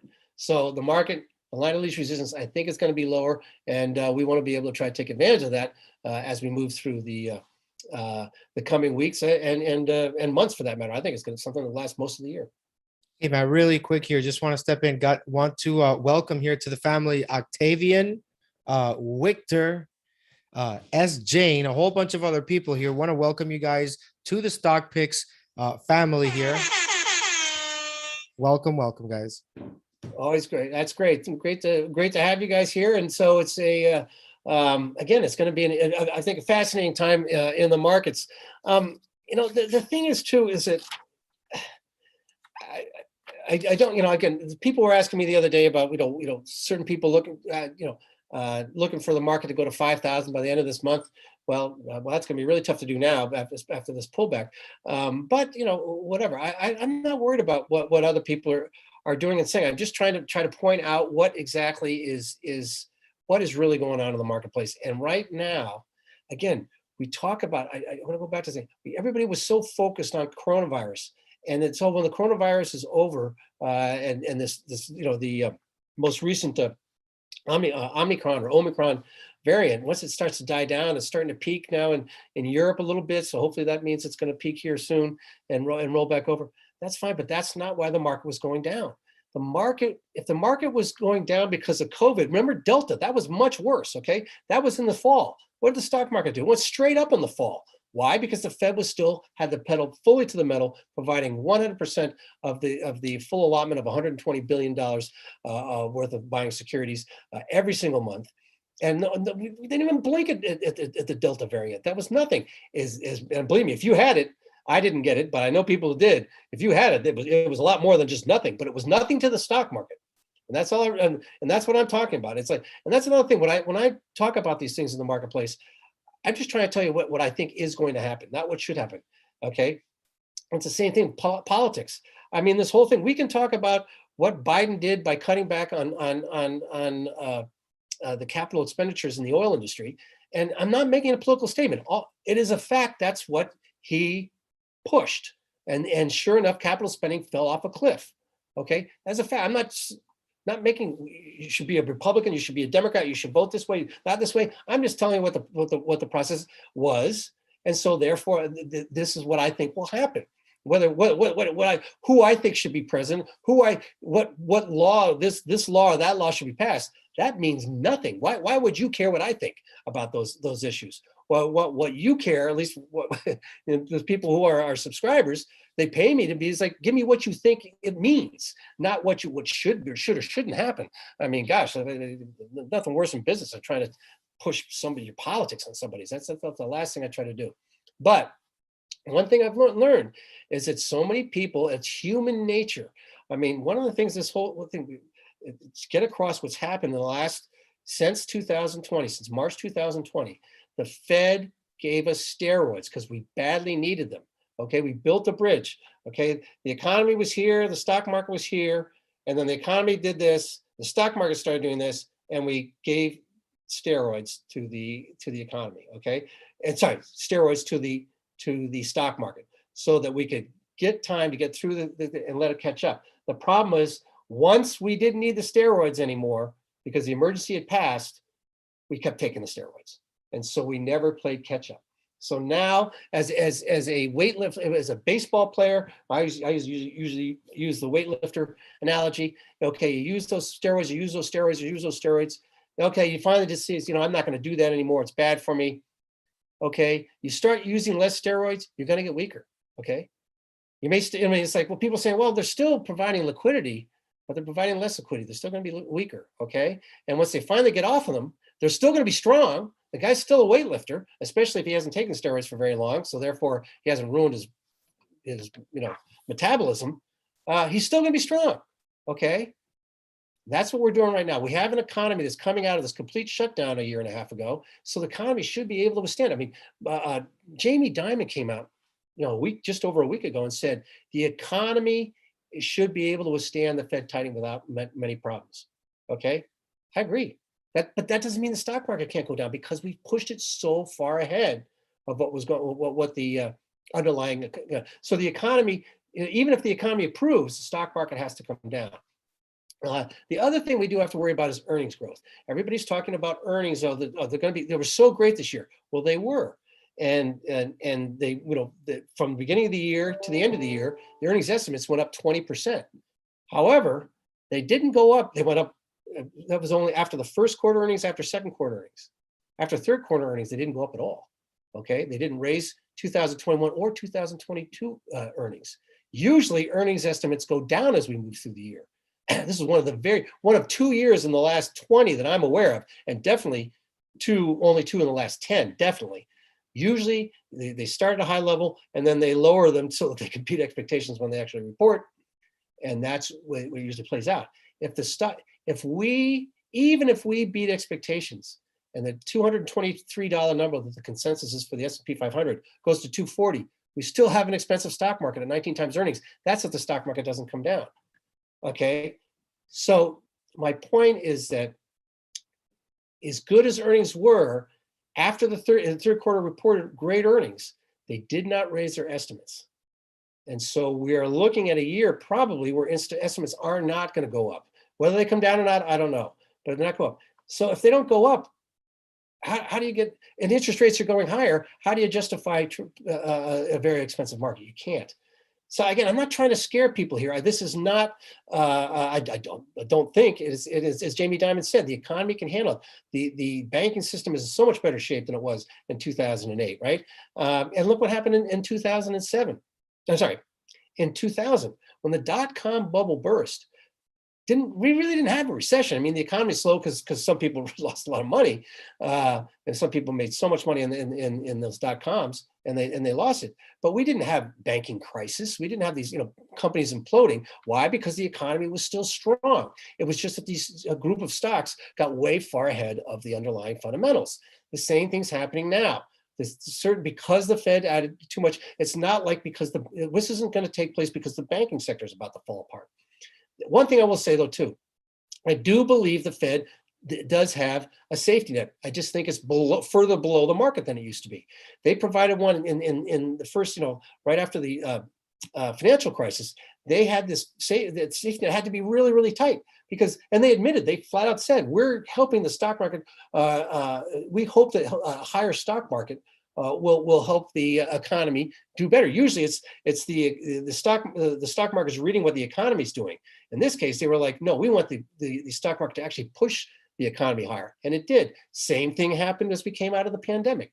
But once those things settle down, they need to pull that safety net down a little bit. They couldn't do that in 2011, 2012. QE1 had to be replaced immediately by QE2 and then immediately by QE3. Why? Because the system was still really fragile. But now we're 12 years later, the system isn't as fragile. They can lower that safety net and that works. However, if the stock market falls too much, that will eventually have an impact on the economy, and it will if it falls 30% or 40%. So I do think that people that if inflation, even if inflation stays high, they'll pull back on their tightening policy. They won't be quite as aggressive but they can afford to be aggressive now. And as I said earlier, I think they want to be. They want to get some of this froth out of the marketplace, because if they kept the pedal to the metal, okay, then you get a bubble, and when the bubble bursts, in which all bubbles inevitably do, if they let it get to, and they have a 50% correction in the stock market, then we have serious problems with the economy. They're okay with a 15 to 20% drop in the stock market. That gets some of the froth out, doesn't kill the economy, and then so if things if they can do it nice and gradually, that'll be great. If it happens more quickly, then they will pivot like they did the last time. But the key is going to be what happens to the credit markets, not the stock market. Do not listen to those people who say the Fed will not let the stock market go down 15 or 20% because they didn't do it in 2018. That is not what happened in 2018. The stock market was down 13% on December 19th, 2018, and they still raised rates again. Okay, they still raised short-term interest rates. They didn't care that the stock market was in correction. Okay, it wasn't until literally 2 weeks later, when the credit spreads widened out in a major way and the junk bond market had serious problems, that's when they pivoted. It was the bond market that they cared about. The same thing happened in September of 2019. Remember that thing we had? A lot of people don't remember this, but we had this, we call this repo, they call it repo madness, where something happened in the repo market, and especially in Europe, where repo rates just took off, and the Fed started buying these repo. They came in and they said it wasn't. They called it. I called it the non-QE program. Well, guess what? Even though guess what happened to the stock market? Stock market in 2019 rallied strongly right up to the pandemic highs in early 2020. Okay. They worried about the credit market because the repo market was freezing up. The same thing happened in 2018. They did not, it wasn't the stock market, it was the credit markets. So watch the credit markets. If credit spreads, which still remain very benign, as long as they stay low, again, they'll rise a little bit, of course, and the high yield market will come down a little bit. That's okay. But as long as those things don't start to get dangerously wide, they'll be fine with letting the stock market go down. And like I said, just like they said in 2018, we're worried about the froth in the marketplace. We're worried about valuations. They said that they've been saying the same thing for the last 6 months. They haven't been leading with that, but it's been in the minutes of all their meetings. They've said it in many of their interviews. This is the thing. So my point is, not only if the Fed doesn't explicitly want it to happen, I actually think they do want to get some of the froth out, at least in some areas. They definitely know it's going to happen. Why? Because it's happened every single time they've tightened the last 40 years. Okay. Now, again, it hasn't always happened immediately, but it has happened almost always immediately when the market has been expensive like it is today. And so I think the odds are very high that, and we're starting to see it already. I mean, we're seeing cracks in the market. We have almost a full correction in the Nasdaq already. So we want to be able to take advantage of these things. Like I said, like we did with those QQQ puts. We also trade, I mean, like I said, the JP Morgan calls. We made money in the JP Morgan puts because I used seasonality and technical analysis. And now I'm seeing technical analysis. I think it's getting washed out. Like no guarantee it's going to work, but now we're going to try the calls on that one. So we go individual stocks. Then we go in. Also, another thing we're looking at is the VIX. The VIX, which I'm sure a lot of people know what that measures. It's the volatility index, but it basically measures what people are willing to pay for puts versus what they're willing to pay for calls. When the VIX is very high, it means they're willing to pay a lot more for puts. That means there's a lot of fear in the market. That's why they call it the fear index. But we're buying calls, remember, because you buy put options, that's usually a bearish bet. But since the VIX goes up when the market goes down, you actually want to buy calls in the VIX to make a bearish bet, or in a better way to hedge your portfolio. But again, these things are very liquid, and you can buy them several months out at a relatively, at least at this point, at a relatively cheap price, and that can give you some very good, whoops, sorry here. Some good protection on what's going on in the stock market. Now it's up to 23 on the VIX, which is no surprise. It shot up at the very end of the day. But you know, if we get a big thing, we were buying, we were talking at these calls that go out in the $28 calls out in March. They were only a few dollars. Right? They were not crazy expensive. Well, we did buy them before the end of the day. We did talk about them. Talk about them. I didn't actually buy them, but it was one that I had people said if I wanted to buy it. I wasn't specifically suggesting it, but people were asking me if I wanted to buy it, what would you buy? These are the ones, and I said the February 23rd $28 calls or the March 15th $28 calls, and they're out. And you know, because when you do get the big look at that goes to 35, suddenly that's going to be a $7. It's going to suddenly be worth $7. You can make 3 or 4 times your money. You know, several 100%, and that you can hedge a lot with that. And of course, that's only if we get the kind of pullback we saw in the last year. If you go back to a more serious pullback. And you can see what happened here where it went up into the 80s. I don't know that we'll get that high, but you could easily get into the 50s. Suddenly you make $15 on an option that you paid $2 for, and that's not a bad return. That's not a bad return. So these are the types of things we talk about in both the tier 3 and especially in the chat room on a regular basis. Speaking of that, Matt, some people are asking about if you have any like trades that you have that you can show the folks here from the newsletters, from any of the tiers here. Okay. Yeah, great. Okay, one of the things we did, I mentioned earlier, an international paper, which was a recent one, but I want to do this one that we bought here, or that was my pick, my tier 2 pick on on this weekend, the Sunday. Okay. Well, I guess actually I made it on Monday because the market was closed, and it usually comes out Monday morning. I make it on Sunday, and it comes out either Sunday night or Monday morning. This one, of course, I did on Monday, and it came out I think Tuesday morning. But again, because of the holiday, and the market was not open. Now look at this. Let's get this. That doesn't look like much of a move, does it? Okay, but now we look at it. So I made the call with that's the closing price. I'm just going to pull it back up. This is okay. Would help if I told you what it was. It's the 3 times. It was the ETF, the 3 times inverse, okay, financial stock pick. Okay, so we picked it here on the 4th. I mean, the closing price is the 14th. Okay, 2 days. Traded for 2 days. Dang. 11.5%, 11.75% in 2 days. Okay, so that's worked out really, really well for us. I would love, again, if you annualize that, you retire, right? And nobody analyzes. If we all made 11 and a half, over 11, even 10% a day, 10% every 2 days on anything, we'd all retire in a year. But again, these are the types. I was looking at it, and it's like, oh, wait a minute, Matt, what, didn't you just say you liked J.P. Morgan? Well, yes, because that stock got hit before this went down. Okay.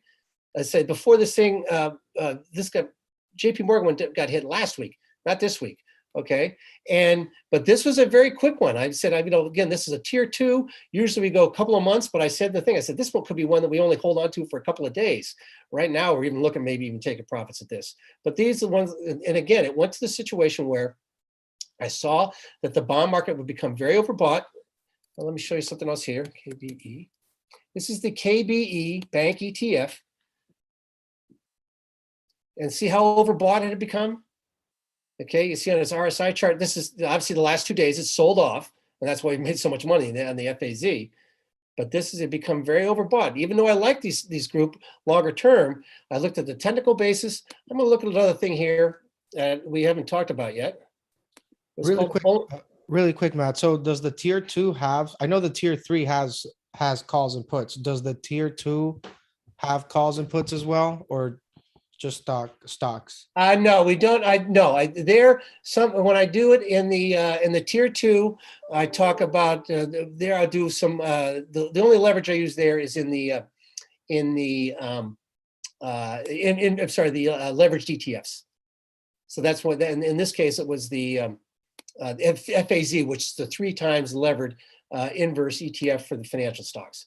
But so options, I really don't talk about those because. It's just it has to be quicker, and you kind of have to explain them and talk them out. So that's like for the chat room, pretty much for the chat room, or for the tier 3. Tier 3, we talk about those a little bit. Usually each week we talk about several options usually.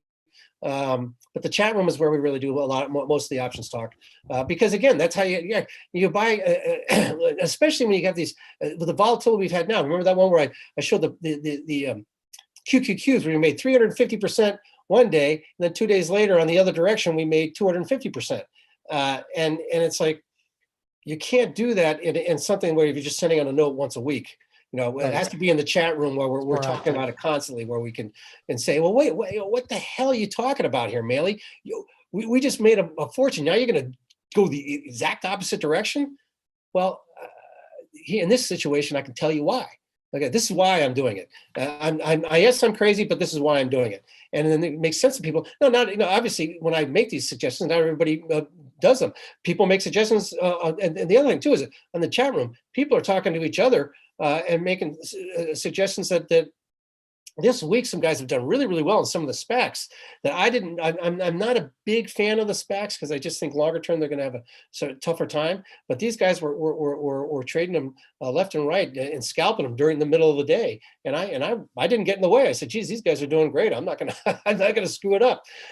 So but if you're talking about things that you're going to trade that actively, it's just hard to do it on something where you're only sending an email out once a week. Okay, yeah, just to clarify there for the folks in the chat, because they're getting pretty curious here about the picks. Yeah, good. So So right now, it's I talked about JP Morgan. That's the pick we have now. It was kind of weird. I did this. Boy, it was just today was a tough day. I mean, we had some puts. We had the QQQ puts, which I really liked. And hold on a second. I want to put it just on the GIP. And it was up here, and we're just getting slaughtered. And I said, no, hold on. And we came all the way down here, and I started selling them. They got here, really just sold them at cost. Then I made a little bit of a profit down here. And I really thought that the market would rally more into the end of the day. We bought some calls that looked really good. And then, of course, the thing sold off. And so what we have now, so we lost some money in those, okay? Again, because we had bought the calls. I got out of those before the market really dumped. And I did buy some puts. So here's a situation now where I have bought both. You usually refer to this as a strangle, but we did it more as he says you can do a straddle where you buy a call and a put at the same strike price at the same expiration date. A strangle is one where you have different strike prices. And what I've talked about is we have the 368. I bought them, they were out of the money. 368 puts. Okay, they're obviously in the money now because the market just fell out of bed. However, that's what you can do in the options market is you can hedge yourself because you don't have to put as much money down. And if you get it, obviously, if the market does nothing tomorrow and just trades sideways, I'm going to lose money in both calls and puts. But I also own the 374 calls. Okay, a much smaller amount.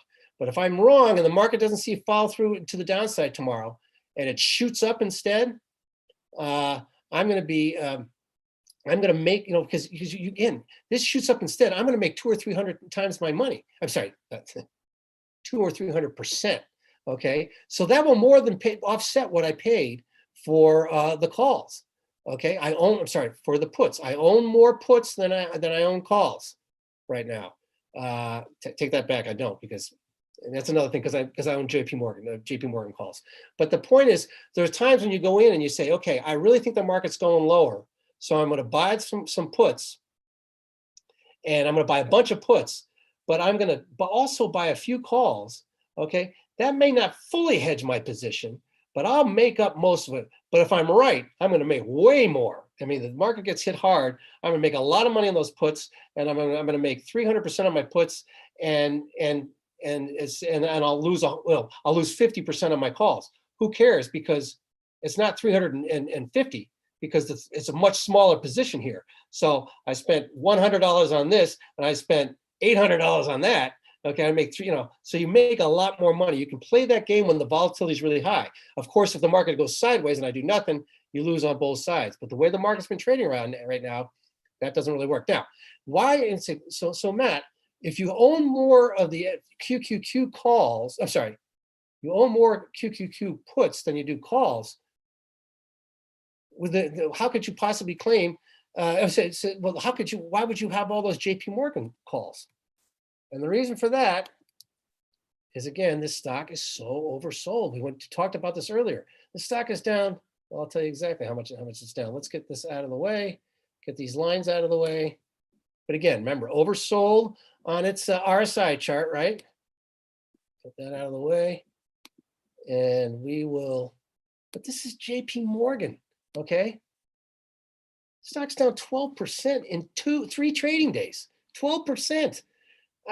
This is not the 1987 crash. These guys, JP Morgan is not, not one of those vaccines we found out was actually hurting people. Okay, this is not, they just reported their earnings. Okay, they didn't report major, losses in some real estate thing.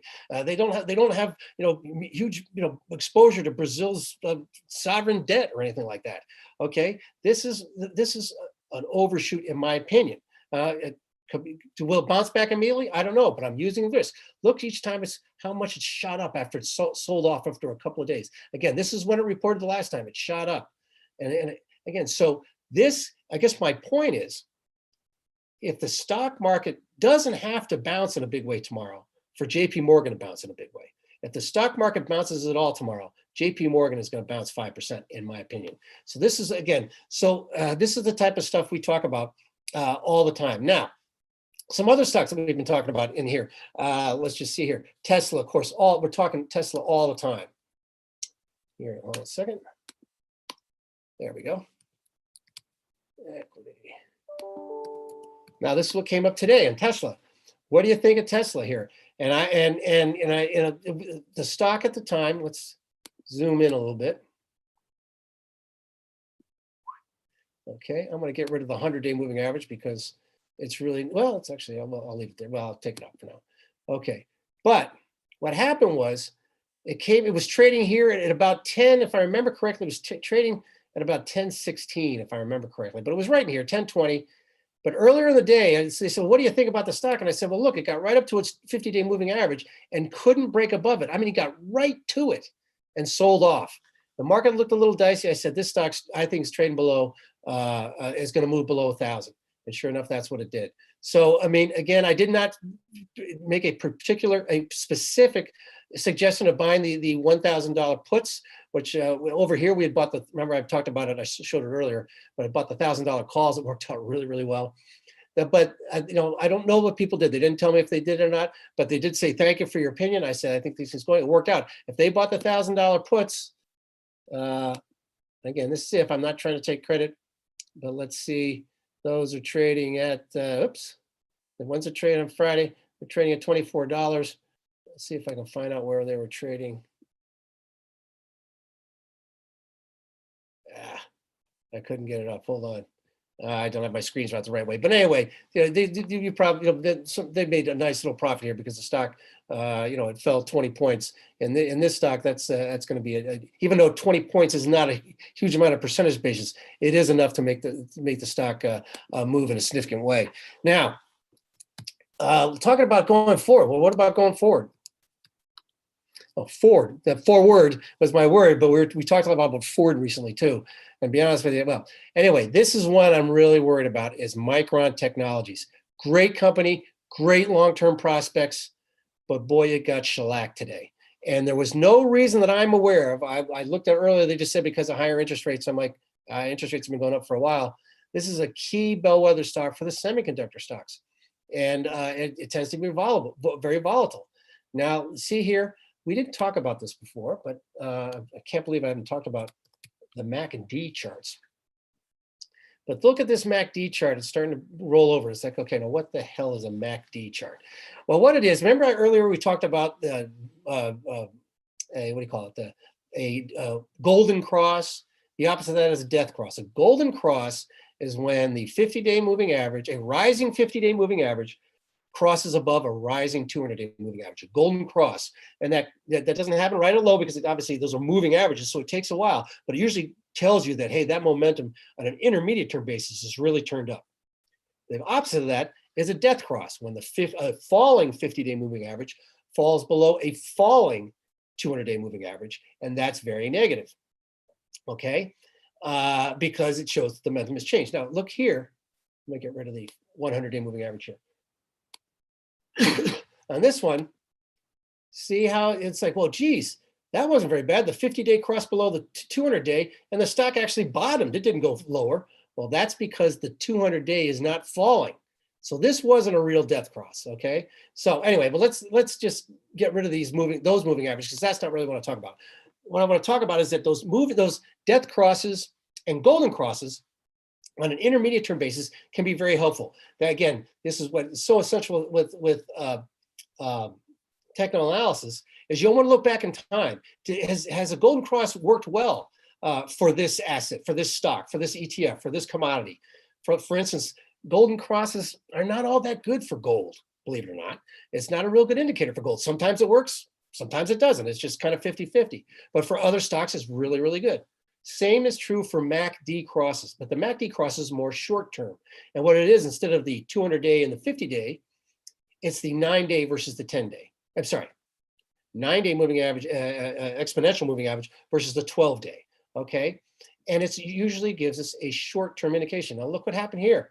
Now sometimes we get head fakes where, see right here, it kind of looked like it was going to have a negative cross, but it didn't really make a negative cross, and it came right back up, and it kind of and of course the stock didn't really do much. But you can see in the stock here, when we saw a confirmed MACD cross, sure enough, the stock went down. And that may not seem like a major move, and it wasn't a major one, but it's certainly on a 100-day basis. But stock down 9%. That was a decent sell-off. If you bought the puts, especially if we bought them in here, it was more in here, you did very well. When you got that confirmed cross, look at the confirmed MACD cross to the upside, confirmed positive MACD cross. Okay, that happened right here, right? That was very bullish. If you bought the call options, you bought the call options on that one, it worked out really well. Bang, and the stock went up 20% in just a couple of weeks. Those options went up several 100%. Now we're getting a MACD cross. It looked like it might be a head fake because it tried to look like cross back above, but now it's breaking down. It's also, let's get this out of the way, get these things out of the way. It's also making a lower low, as we can see. Now it's not broken its trend line, so it's not a major decline, but it's a big concern because it just fell so much today. Equity, GIP. Oops.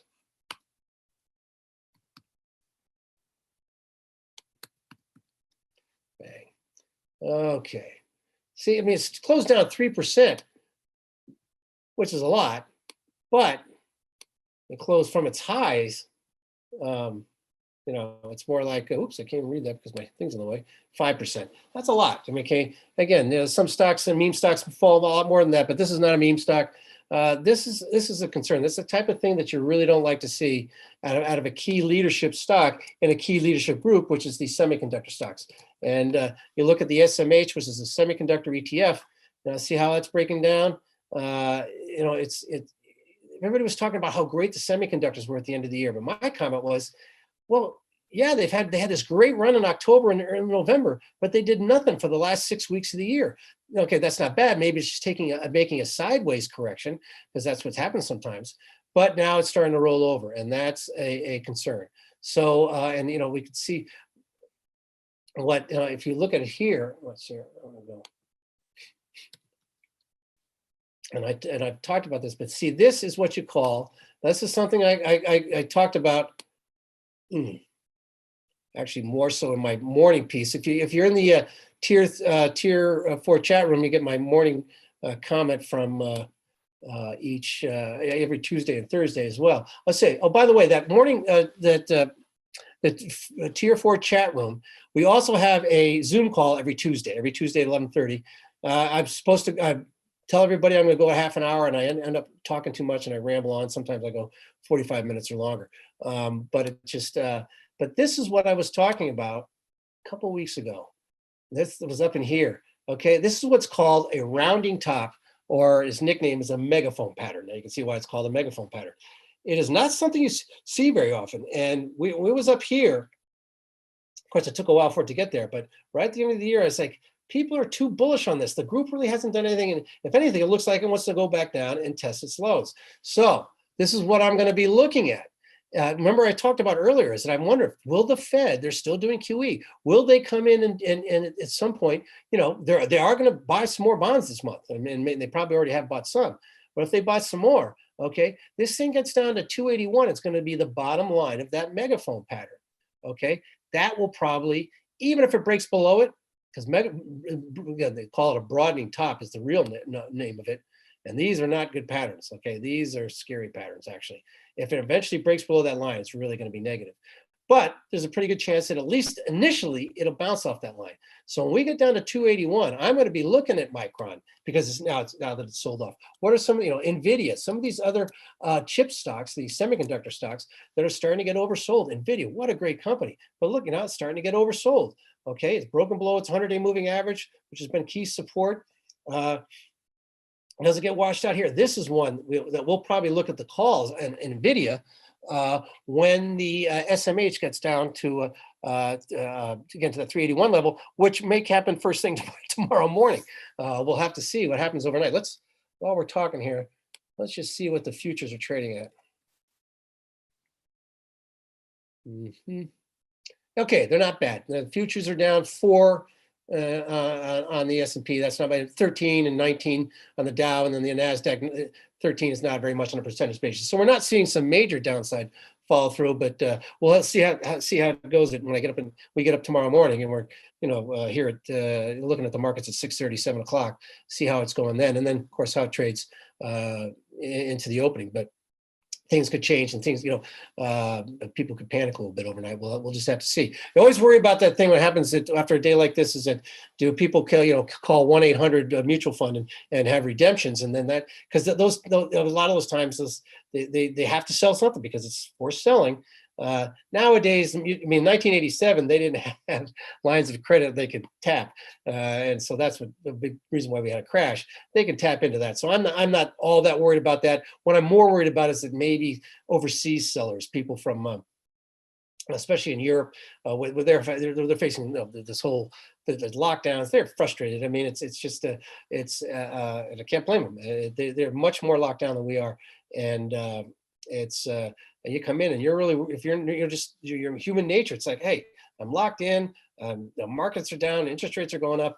What am I doing? I'm just going to sell. And they just put in the market order, and then the market just gets crushed right at the beginning of the day. And that usually presents some opportunities.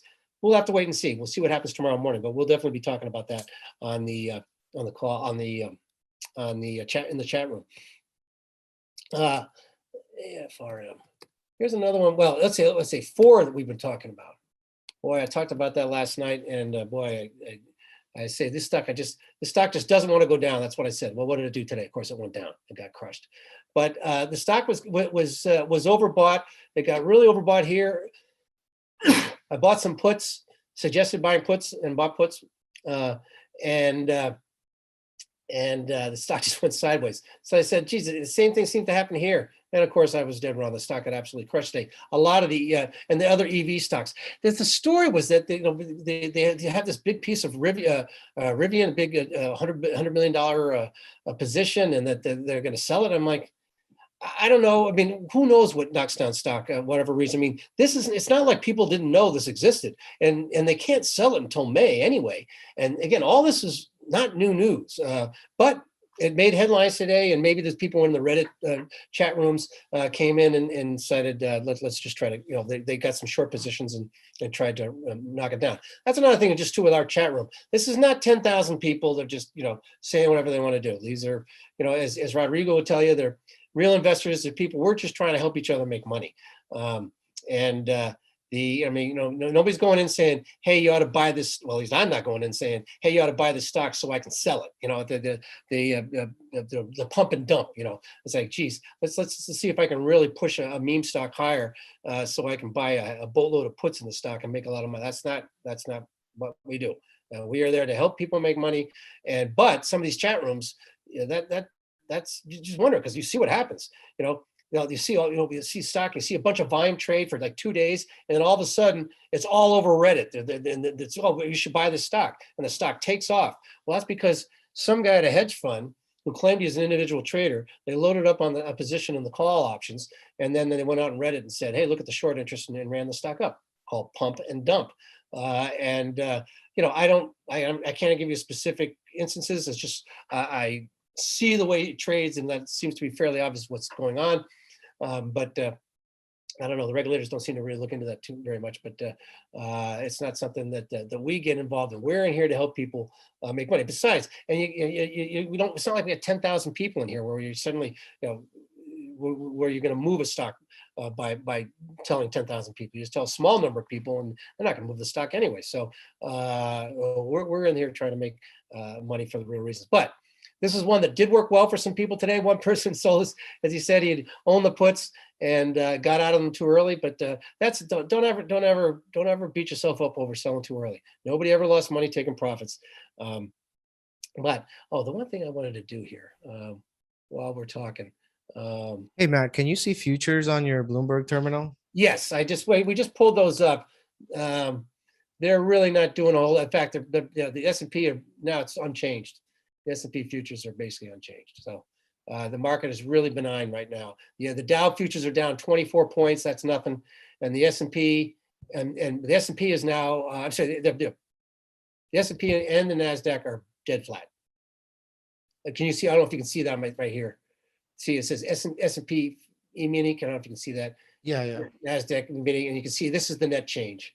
Okay, that's the net change. This is it's not the percent change. You see, it's less than 1 point now, unchanged.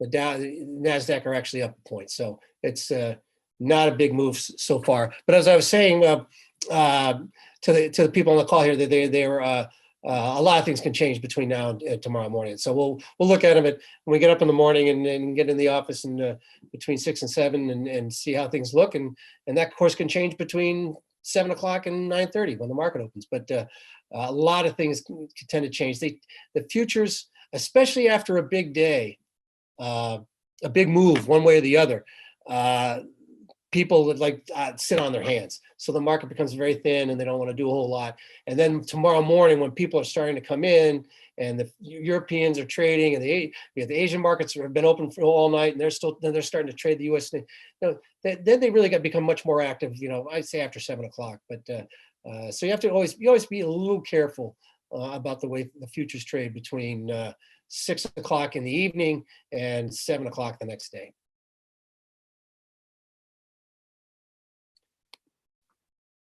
But anyway, so there's, I've got a couple of stocks that that we're looking at and we're playing. If there's ones that that you want to ask about, I can certainly talk to those, whether it be long-term, short-term. Again, want to say on an overall basis, on the energy stocks, I am a little worried about them on a near-term basis. I just think that they're getting that oil's gotten overbought. The sentiment indicators, the futures traders, as of yesterday, were 92% bulls. It's very, very bullish.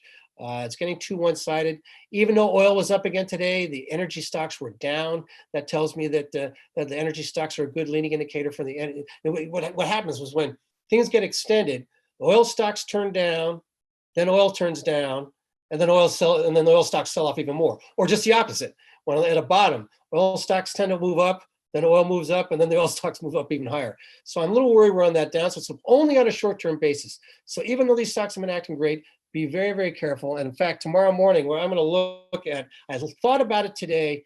We didn't pull the trigger, and I didn't even talk about it. But I'm looking at. I'm probably going to look at some put options, very short-term, what we call lottery tickets that we can do well on that expire just in one day. And so we might look at some lottery tickets and the put options in some of these energy stocks for Friday's expiration. Some of these weekly options on some of the bigger names. We'll just have to see how the oil market's trading. But as I mentioned, very, very well, we'll look at it here. This is the West Texas Intermediate. Oops. This is the futures on West Texas Intermediate. Let's see how. Here we go. See, it's getting overbought. It's not crazy. It's not off the charts overbought, but it is overbought on its RSI chart. Oops, I meant to get rid of that. So I'm getting worried. And as I mentioned, the bullishness and the sentiment readings with the futures traders, it's not quite as overbought as it was there, but it's very close. It turned back down a little bit today, or now that the futures, I'm sorry, crude oil is trading again, turning down a little bit. But I'm getting word that we're going to see a sell-off here. So we'll look at it two different ways. Oil energy stocks aren't as volatile as obviously tech stocks. So we may even go, instead of buying, maybe buy a few lottery tickets for a big sell-off between Thursday and Friday, but also go out a week, go out to the 28th of January, because those are weekly, unlike the, I mentioned the QQQs and the S&Ps and the IWMs, which is the Russell 2000s. They are Monday. If you want to make a bet, we can buy Friday options. We can buy next Monday options, next Wednesday, or the following Friday. In individual stocks, it's especially the big cap names, you can only go every week. Some you can't even go every week, but the big cap names, you can go every week. So there'll be some ones that we'll look at for, again, there'll be short-term puts. So there'll be ones that we'll probably won't own them for very long. We'll own them into the middle of next week. And then some that we may just buy tomorrow and just hold until Friday. But this thing is getting a little dicey. And if the overall market falls further, I mean, the rest of these stocks are going to, everything's going to go down at some point. So there'll be no place to hide when things get ugly. And the only place to be able to hide is in some of those negative bets, whether it be inverse ETFs or options market. Okay. Quick question, Matt. So like, there's two ways, right? Where you can, like, if you're trying to do it for a little bit of a longer term, you can either buy a stock when it's doing great, or you can buy when it's just doing bad and you expect it to go up higher. So do you think it's better right now to just piggyback off, like, I guess, value trades and things like that, or to maybe try to find high quality names in growth sectors, growth stocks, and take advantage of what's happening right now in the markets? Or would you wait? Like, what is your expectation of when growth should, like, kind of bottom out and have all this stuff priced in?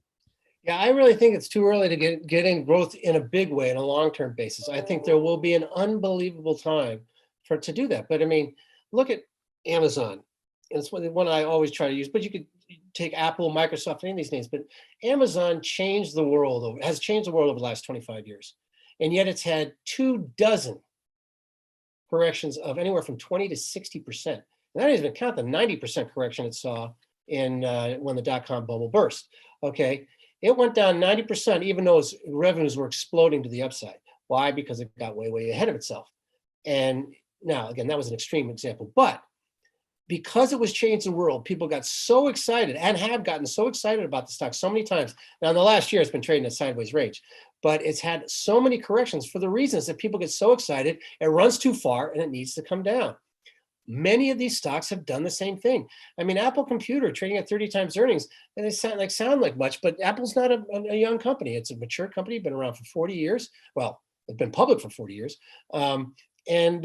It has seen these kinds of pullbacks. And so far, as much as it seems like, oh my gosh, because last year you bought every single dip and it helped you make a fortune, this stock really, I mean, okay, let's see. Apple, because it's a great company. Sometimes the stocks of great companies get too far ahead of themselves and need to correct. That's why Tesla's gotten clobbered several times. That's why Amazon has seen 24 in the last 10 years.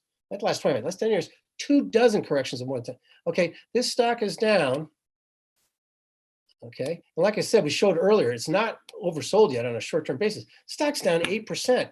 It seems like a lot, but let's go back. Let's go back to not very far. Let's just go back to 2016. Okay, let's just go back to 2000. We don't even have to go back. Let's just go back to the bottom in the obviously this was an outsized move. Everything got clobbered back in the pandemic. But since then, remember, we've just like the market's gone straight up since the pandemic low in March of 2020, right? Except for the fact that Apple went down 20% there. It went down to 18% there. It went down 11% there. Okay, the stock market was going straight up. And yet this stock got too far ahead of itself 3 different times and saw full-blown corrections. And this one, a very deep one, 3 different times. And this one, I mean, and again, there's a couple other here that were, here's 8%. That's what we've already seen here. But now we have a situation where the whole market is starting to come down. You think this is going to stop going down at 8%? I think it's going to be more likely that it's going to go down something like 20%. And it's like, and it's so funny because people say, "What do you mean? It's Apple?" I'm like, well, I'm not calling for a one-off thing. It's happened 3 times in just the last year. Okay, so I'm not just kind of wacky kind of super bear saying, I'm a perma bear looking for the end of the world. I mean, it's just not the case at all. I mean, I was pounding the table in here pound the table. I didn't call the exact low, but I was like, hey, this market's going to run for a long time. And the same thing happened. I mean, and again, my point is, I'm definitely not a perma bear by any stretch of the imagination. I'm just saying this is reality. This is what happens. These stocks have more to fall. It was normal, it's healthy, and it's going to present us some great opportunities. So I think it's a little too early. However, having said that, like I just said, NVIDIA it has come down a bunch, and that one on a short-term basis, which I still think it's going to fall more. but I think it's getting to a level now. I might want to look at the call options before the week is over.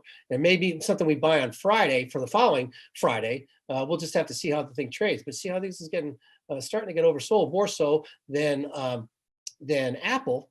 And again, the stock is down. I'm kind of see this stock is down 27%. Apple's down 8%. So this is why I'm more excited about this. Is that NVIDIA? This was a darling, the best acting stock in the market for several months, pretty much the whole year. And it's gone down 27%. Is it a bad company? Have things gotten really that bad at NVIDIA? No, it just got too far ahead of itself and needed to come down. Their prospects are just as good as they were back here, right? But we were able to take advantage of it. And I could go back into the thing we show you. We did make some nice money in here, about 300% on the puts over here in NVIDIA back there. So, but now I'm looking to make it I'm not ready to pull the trigger, but we might be first thing tomorrow morning if it opens low. We'll just have to see. But this is one I'll be looking at on the buy side tomorrow. But it's going to be more of a short-term call than a long-term one. Yeah, I know that you've traded NVIDIA quite a while. It's just that seeing all these darling names down so much, and I'm just wondering, like, when, like, will valuations come? You know, will they matter at one point, or are we just going to keep seeing like a deep dive like every day? No, I don't. You know, we'll definitely. And again, there'll be opportunities, and there'll be opportunities in Apple. If Apple goes down another 20, if it goes down 20-25%, it won't do it in a straight line. Okay, it'll do it over time. And there'll be some opportunities, some great opportunities to buy the stock. But look at this here. I was going to say, well, let's say, hold on one second. I'm going to go NVDA, equity GP. It's just a basic chart, basic price chart. But let's go back a lot of years, going back to almost 10 years. Okay, that's a stock, great run. Okay, but this is the price earnings. Okay, this is its based on its price earnings, forward earnings. Okay, it's not as expensive as it was back then, but it's still more expensive than it was at any other time in the I mean, way more expensive. So it's still expensive. So it can still come down. It's still trading 57-time earnings. And when you have interest rates moving up, it's harder to justify that. And again, their prospects still look good. But maybe this stock has to get down. I mean, again, it's not going down to single digits. I mean, I suppose it could, but the NVIDIA, it got down to here in the late, it's not, when it gets hit hard, it's not going to get hit that hard because it's a much better company than it was in 2018. Okay, and they have much better prospects than they did in 2018. But that doesn't mean that it can't come down into here and into the 50 or 40 times earnings, which would still be expensive on a long-term basis. I would say that would be worth it. But it's tough to justify 60 times earnings. It's still an expensive stock. So it's now again. Now here's the other thing I should have talked about a long time ago. Microsoft, and this is one where I made a very good call back in Thanksgiving. And this I don't know how much this is going to be one. Excuse me, that we can buy on weakness. Sorry, at some point, but I think it's still going lower from here. Stock is down 11%. Okay, that's not horrible, but Nadella, their CEO, who's a brilliant CEO, he's done an unbelievable job with this company, but he sold 2/3 of his holdings. Remember, the news came out that he sold half, and that he sold it right before Thanksgiving, right here. Okay, then it came out later that he actually sold more, and a total of 2/3, $374 million. $374 million. Okay, here's where he sold more of it. So it's all near the top. People do not sell, insiders don't sell 2/3 of what they own. $375 million, 374, because they think the stock might have a short-term hiccup. They only sell that much. And again, they might sell, they want to buy a new house, they want to sell 5 million, 10 million, whatever. You sell $374 million, it's because you think the stock has gotten too far ahead. The stock, he loves it. He should love the company. It's a great company. It's not like he sold this. He did anything unethical. That they, believe me, if they come out with some sort of an accounting scandal in the next month, then we'll have to revisit that. But insiders sell, and he still owns a bunch of stock, but he sold 2/3 of it. And Rodrigo's tired of me hearing tell this story, but it's true. When really smart people, insiders, sell in a big way, and even though they hold on to a bunch more, it's a significant top. I just said, you guys, people, I said, you got to take profits, cut back some profits in your Microsoft, hold a bunch of it for long term, and just like he has. But what happened in 1999? Goldman Sachs, been a private company, private partnership for 100 years, and they went public. All right, the partners sold a big chunk of their stock. They kept a big chunk of their stock, but they sold a big chunk of their stock. Why did they do that? Because they saw what was coming. They saw the bubble, and they said, this is time to get out. They sold. What happened 6 months later? The stock market topped out, and we had a big tech bubble crash.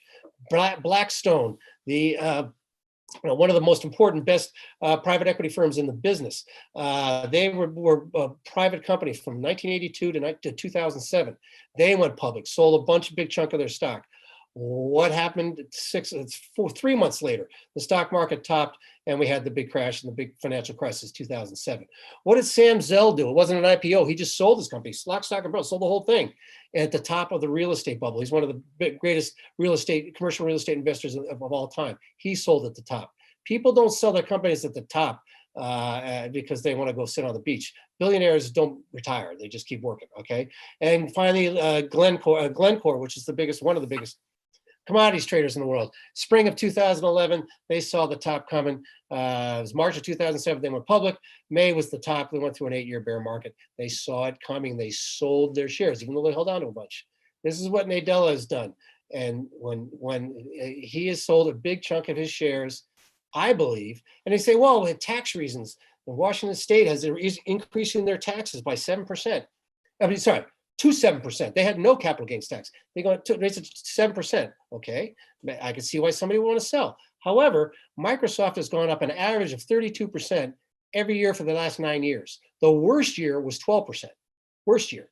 Okay, so that's going to more than make up for anything he's paying in taxes. So if he just thinks they have their worst year of the last 9 years, he wouldn't sell for tax purposes. Okay, no way. And if it comes anywhere near the average, 33%, what the hell does he care? He's going to make more than that 7%. Okay, he would only do it if he thinks the stock is way ahead of itself. It's going to go down and stay down for a while, and not just three or 4 months. And I'm not saying for 5 years or whatever, but for for a year or more, and the stock will come back. So I don't want to sound overly bearish, but when people, again, those examples I gave, it took a while for those stocks to come back. They all did. Every single one of them did. But those really smart guys were able to play with that money for a while. And then they, again, they continued to work for the company. They got more shares, and they kept making it. And Mr. Nadella is a brilliant. He's done a brilliant job with Microsoft. But when an insider sells that much, it tells me he thinks it's going to go down. And even if it only goes down 10 or 15%, he thinks it's going to stay down for a while. And I can't blame him, because the Fed has gone from a massive stimulus program to a situation where they're tightening. It means that these stock prices have to be more normalized. Their valuations have to become a little bit more normalized. That's okay. It's natural. It's healthy. It's good for the market in longer term basis. But it does mean I think some of these big high flyers are going to have to take longer to play out than I think a lot of people than they have, in the last year, when the Fed had the pedal to the metals. You bought every dip, you made a fortune. This time the dip's going to last a little bit longer because the Fed's no longer has the pedal to the metal. And and I remember that you've been talking about this for a while, Matt. Like I think you were saying, because when we do these sessions and you put your the articles and commentaries for the newsletter members, as far as like you were feeling that a correction was coming for a little while. You were mentioning that it was the highest record of insider selling. Right. I remember all these things that you're saying, and just looking at it in the chart coming into reality. I mean, the members know this, right? But you even called out the last corrections that we've had. I remember when we were doing the webinars on Sunday and this one as well. So I have a good memory about that. You seem to have a good, really well. I mean, you've been doing it for like 40 years. So that's really like the retail trader does appreciate that a lot, because there's a lot of like misinformation out there, a lot of TikTok trades, that social media pump and dump chat rooms, all this stuff. So it's really good to have that guidance, right, from someone with that experience. Great, yeah, thanks. And again, like I said, it's this has I've been doing it for 40 years, and I've seen these pullbacks, and I do believe the Fed is ready and willing to provide that safety net. I just think it's lower than it once was, and what a lot of people are going to get mad at the Fed. Why get mad? Don't fight it. Embrace the change. They've changed. I mean, how many times have you heard somebody say, "Don't fight the Fed"?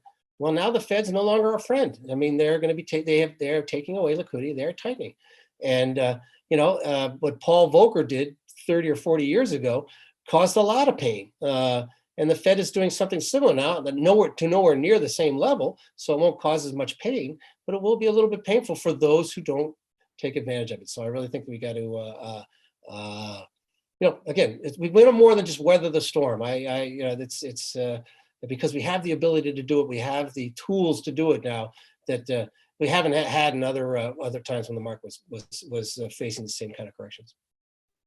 Right. So we have to love the Fed pretty much, Matt, right? Yeah. All right. Well, yeah, that's a very interesting take. I know you've been pretty on point with all this stuff. And but yeah, did you want to go over some trade ideas, Matt, or Well, we've done a bunch of those already when we talked about JP from the chat? Morgan. Yeah, like from the chat, or Right, we did that. And these had Ford Motor Company and the QQQ trades, the SPYs. But if there's some ones that specific symbols or something that people want to talk about, I'd be more than happy to we could talk about Tesla. We talked about Tesla as well. I want to talk about the ARK Innovation Fund, which is in trouble. We can talk about Bitcoin. I just want to give you the opportunity if people want to ask some things. I mean, the retail sector. I mean, the housing sector. Home Depot and some questions from the chat. Okay, you want to take questions from the chat? Sounds good. Okay, all right. Let's go, guys. Give me some questions, all right? And don't ask me, when is Shiba going up? All right, give me some good questions, folks. All right, let's go. YouTube guys as well. I'll give you a little bit of time there because I know that you have a little bit of time delay. So go ahead with your questions here for Chief Market Strategist Matt Maley. Let's wait for a couple of questions here to pop in. Give the people some time to chat. Did you already cover Bitcoin? Did you, right? No, believe it or not, I can't believe I didn't do that. So let's do that. Absolutely. Yeah, let's do that. In the meantime, guys, get your questions ready for Matt here. We can do some live Q&A with Matt. Okay, I'm so sorry. I can't believe I didn't mention Bitcoin. My goodness. Okay, first of all, the first thing I want to do is talk about I got asked about this from the financial press several times this week about what do you make of this death cross in Bitcoin? Well, it's not a death cross. See the 200-day moving average there? It's rising. It's not falling. So I'm not worried about that. So let's just erase that. And look what happened here. We had a death, but again, same thing.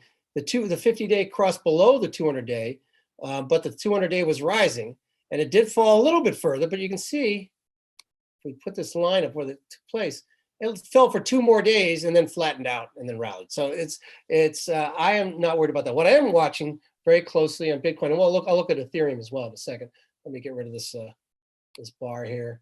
And the 200-day moving average, I'm not all that worried about. The one thing that I've been saying when the Fed first said that they were going to be when they admitted in mid-December, I'm sorry, when they were first talking about November, I was like, oh, I'm bullish on it, but it was getting overbought, and we were looking at it on the Bollinger Bands charts, which we didn't cover that, but I'll talk about it later.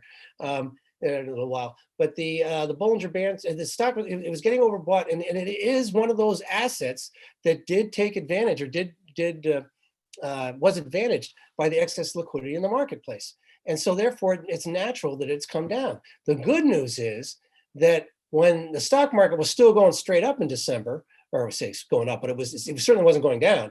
But certainly in here, when it flattened out in October, November, the stock market was still rallying. Then so this has already knocked some of the froth out of it. I mean, it's down more than 30%, right? So it's knocked some of that froth out of it. It's already taken out some of that leverage. So it's going to be less vulnerable to that kind of big sell-off. It's still out there, though, because we do see that we'll get rid of that 200-day moving average. That really hasn't been that important, actually. But we can see that, obviously, the $40,000 level provided unbelievably good support back in back in September. It broke out. So now it bounced off that level this month. It's going to be essential. If it breaks below that, it's going to be a problem. Now, another reason to see it. See how the 40,000 level was resistance there, resistance there. It looked like it was going to provide resistance. When it finally broke above it, it just shut off, right? Okay, I'm sorry, here. See, it looked like it was going to be a head fake, and it just shut up. Now that as frequently happens in technical analysis, is you have old resistance becomes new support, and vice versa. In this case, old resistance becomes new support. It held like a rock there and took off. Now it's trying to hold again. It looks like it's going to be able to do it. It's oversold here on its RSI chart. Let's look at this weekly RSI chart. Now, obviously, anything, the longer you go out, the better it is. It's not really oversold here yet, but it hasn't been really oversold since the March lows of the pandemic. So really, you can see even on a weekly basis how important that 40,000 level is. Needs to hold that. I'm a little worried. I'm still worried. I think it's going to hold. I'm a long-term bull, but I did turn cautious on it in here. It did come down, and I'm still. I'm not certainly not in the pound the table mode yet. The level on Ethereum is the 3,000 level. The same type of thinking here. Again, it held there. You see it was support, even though it got a little below it, it really kind of held. And then right here, 3,000, if it breaks below that 3,000 level, it's going to cause some problems because that will also take it below its trend line going back, let's see here, 2018. Now, yeah.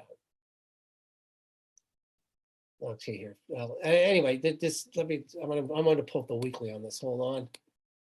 See, weekly on this, it's still not oversold. This is what concerns me.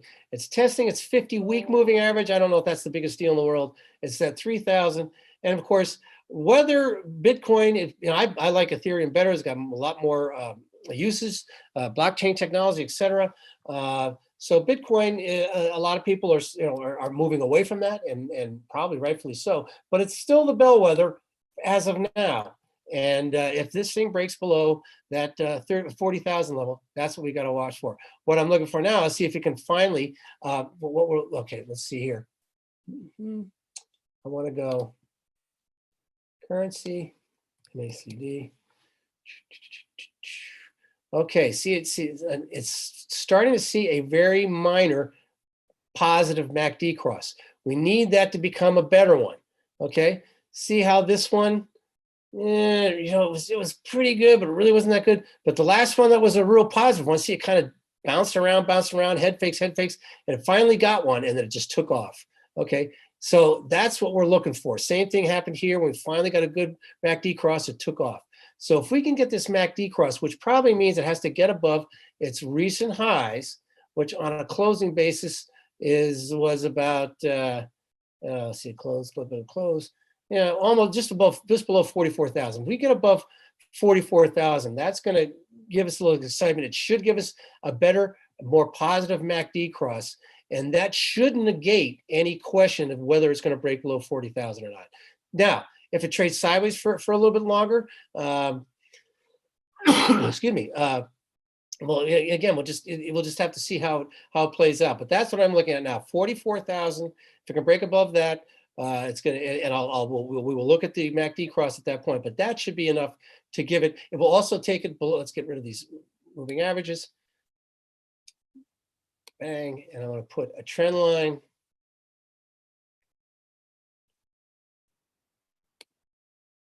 Okay, there we go. See, so if it gets for 44,000, it will not only take it above its trend line going back to November, a 2-month trend line, but give it a higher high.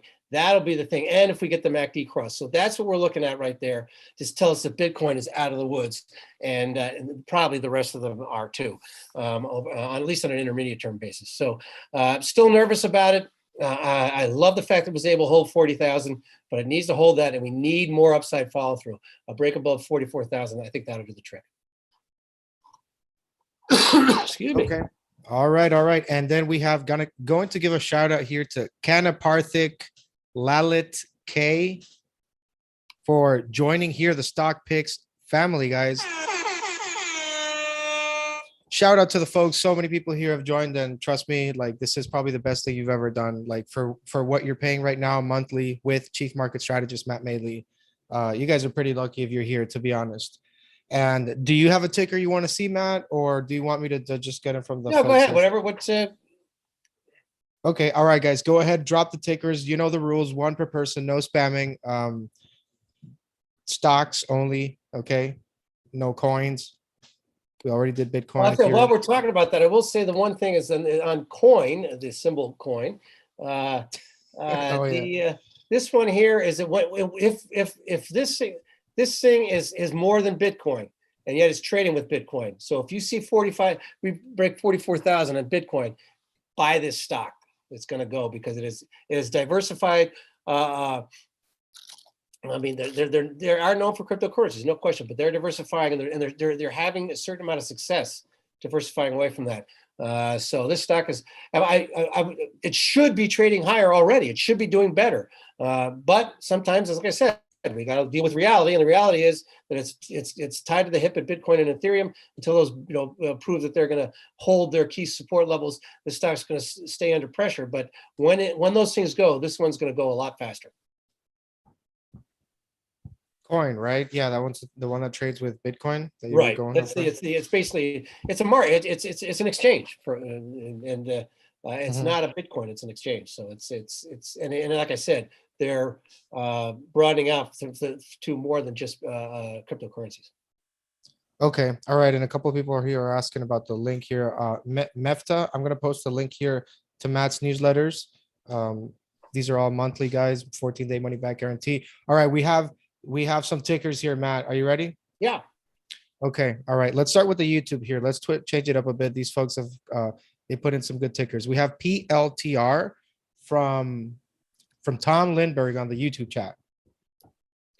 All right. Plantier.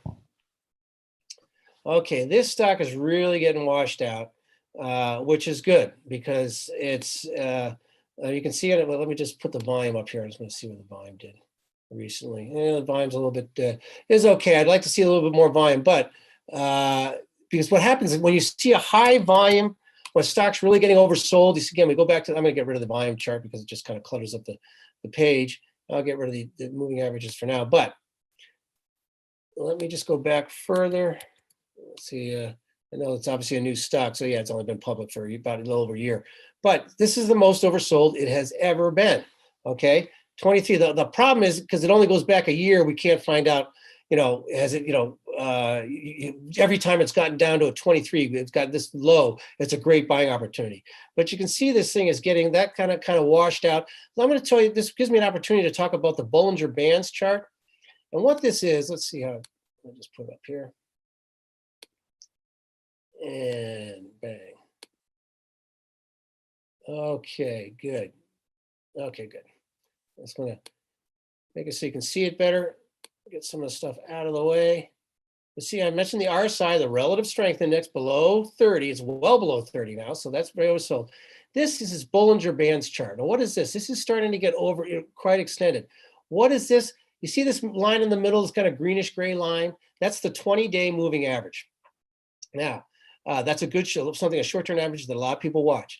The purple line, that's 2 standard deviations above the 20-day, and the green or green-yellow line is 2 standard deviations below that level. Now, you can see when it's dropped below that Bollinger Band line, it's been a nice low here, okay? Here, it dropped below, okay, just like it is now. Here, now the problem is you can see a couple times it rode that bottom line for several days.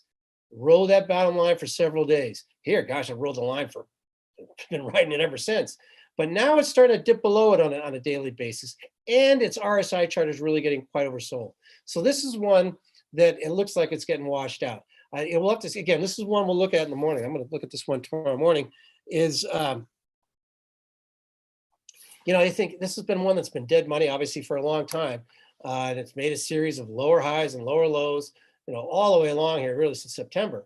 But it is starting to get washed out. If we get one big more flush, even if it's as early as tomorrow morning, this is one we'd want to look at for the options. Let's see, the options here. Yeah, and you see the options are very, very liquid, nice tight bid-ask spread.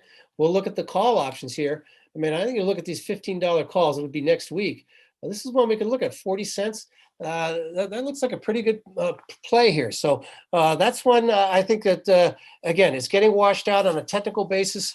Longer term, you always, so many of these stocks that have these IPOs and they're great and high flyers, high flyers, and they see these big runs, and then all of a sudden they fall off, and then people just don't want to touch them with a 10-foot pole. However, we're still early, obviously very early in the year. We're only in the third week of the year. This is the type of stock that the institutions, once it catches fire, will love to jump in because it's a nice, inexpensive stock.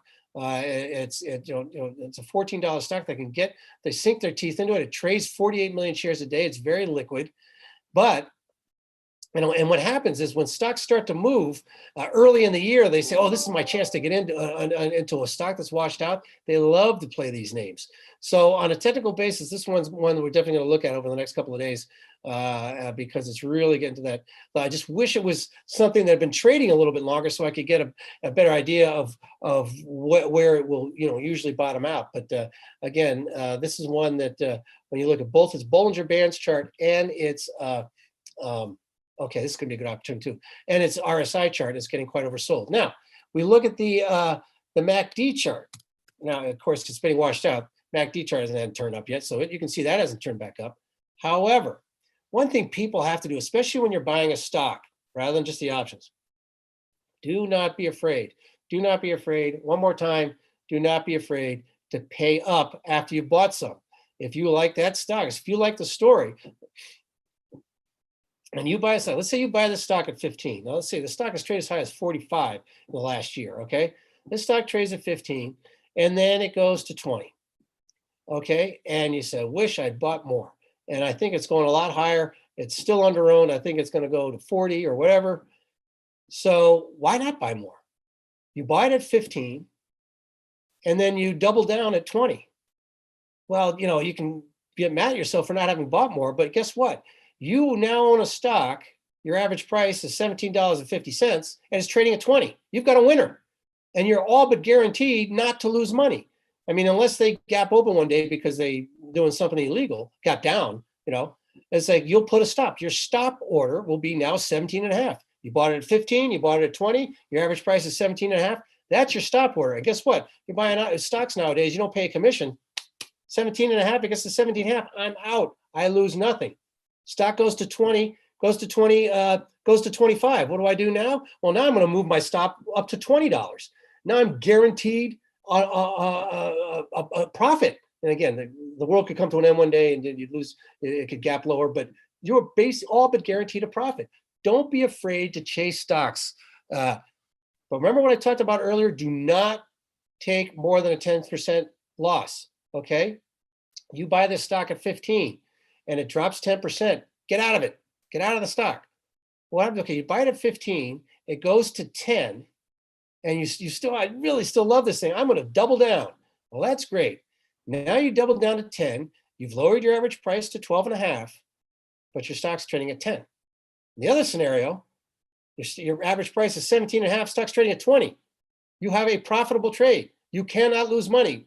I mean, unless there's a really weird thing happens, okay? You buy it at 15 and then buy it again at 10, and your average price is 12.5. Now you're just hoping the stock bounces back. Now you're relying on hope is not an investment strategy, okay? You get down 10%. Now again, there's nothing wrong if you buy something at 15 and it goes to 14.70, you want to buy some more, fine. And then they can say, okay, I'll use 10% from that. But when the stock gets down, I'd like to use about 8%, but 10%, get out, look for another entry point. Cut your losses and move on. Do not, you can average down a little bit because you can never get the exact low at any given time. It's like, I bought, there's nothing wrong with saying, hey, I'm going to buy 100 shares of the stock. I'm going to start by buying 20 at this price. If it goes a little bit lower, I'll buy 20 more. But my point is, don't be afraid. Maybe you don't have, you have more money coming in, or you were just nervous because the stock was like this stock, Palantir, I'm sorry, is getting hit so much. I don't want to step and buy it all at one time. I can never catch that falling knife. I'll buy a little now, but don't be afraid to buy more later as it goes up, because you have a winning proposition you cannot lose. It's so important for investing in stocks. Cut your losses.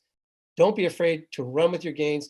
Will Danoff is probably one of the best portfolio managers maybe the best portfolio manager, certainly in the mutual fund industry in the world, who runs the Contra Fund at Fidelity. He's been buying Apple computer since God was a child. All right, he probably buys it every day still. I don't know, but the point is, he's not afraid to pay up, even though he bought it way lower at another time. So that's something we really, I want to get that point. If there's any point I can get across today, I meant to mention this earlier. Don't be afraid to pay up, especially if you like the long-term story, especially when a stock is washed out, especially when a stock is down and been down for a while. If you're, again, you're getting a stock that's a meme stock that's run up 200% in 3 days, maybe not be buying it higher. But if a stock is oversold and it's inexpensive, that's when you're saying, well, I'll buy now and I'll keep buying it. Even when I'll buy it at 15, I'll buy it at 20, I'll buy it at 25, I'll buy it at 30. And when it's at 100, my average price, sure, man, I wish I had bought it all at 15, but I'm still looking pretty happy because I'm up, 300%. Okay, all right. And then we have here from the Zoom chat. Let's see, what do we have here? From Manju Now. I think that's Service Now, NOW. NOW. Okay, Service Now, exactly. I just wanted, because I wanted to look at the, okay, yeah, see, look at that PE. That's an expensive stock, but that's okay. I mean, if Apple Computer is really expensive, but it's been around for how many years, right? You don't want a stock trading at 300 times earnings. It's been around for 20 years. This stock's been around for a year. Well, obviously the company's been around for longer, but it's been a public company. Here's another one that's getting washed out. Now, I just want to look at this. Again, it's hard to look at too much technical analysis when the stock's only been public for about a year. But look what happened when the stock, okay, got down here, okay, oversold on its RSI, Relative Strength Index, and then it rallied nicely. Came back down and did not make a lower low when it got that low, okay? Same thing here. Man, slightly got oversold, okay? So on a short-term basis, here's the stock got down to oversold. So a nice rally. It only lasts for a couple of days. But this stock is, now let's see if I can just look at the weekly. Okay. Now, again, this is the most oversold it's been, but it hasn't been public long enough for it to really be something we really have to worry about, that it's not, completely oversold. It's basically possible for a stock to be wildly oversold on a weekly basis if it's if it's only been trading for a year. But the thing is, of course, the easy part here is that, see how the stock it rallied here. Each of the last 3 days, it's seen a nice bounce, but it closed well off its highs. So what you have now is the low of $514 on a percentage basis. That's not much at all, $7. Okay, that's your stop. The low that we took place last Friday of $514. That's your stop out level. The stock looks washed out. It could see a very nice run here, and it's probably if it breaks above its 200-day moving average, it's really going to run, because you can see how that 200-day moving average provided very tough resistance after it broke below it. Okay, it'll probably that's probably where you want to take your profits if it gets up there. But you've got you know where your level is. You're $514. If it breaks below that, then it's going to get more washed out, and you got to be careful, because that's the one thing I would worry about. Okay, it made a low there, lower high, lower low, lower high, lower low, lower high, lower low, lower high, lower low. It needs to make a higher high to change things. So I'm a little worried about that, and that's why I want to use that tight stop. I want to use it $514. That's where I get out. So it looks like one that's worth playing because it is washed out. It is oversold, and you use a very, very tight risk, tight stop to make sure that if I'm wrong, you don't lose a lot of money. Okay, all right. And we have here Brenton with AFRM firm.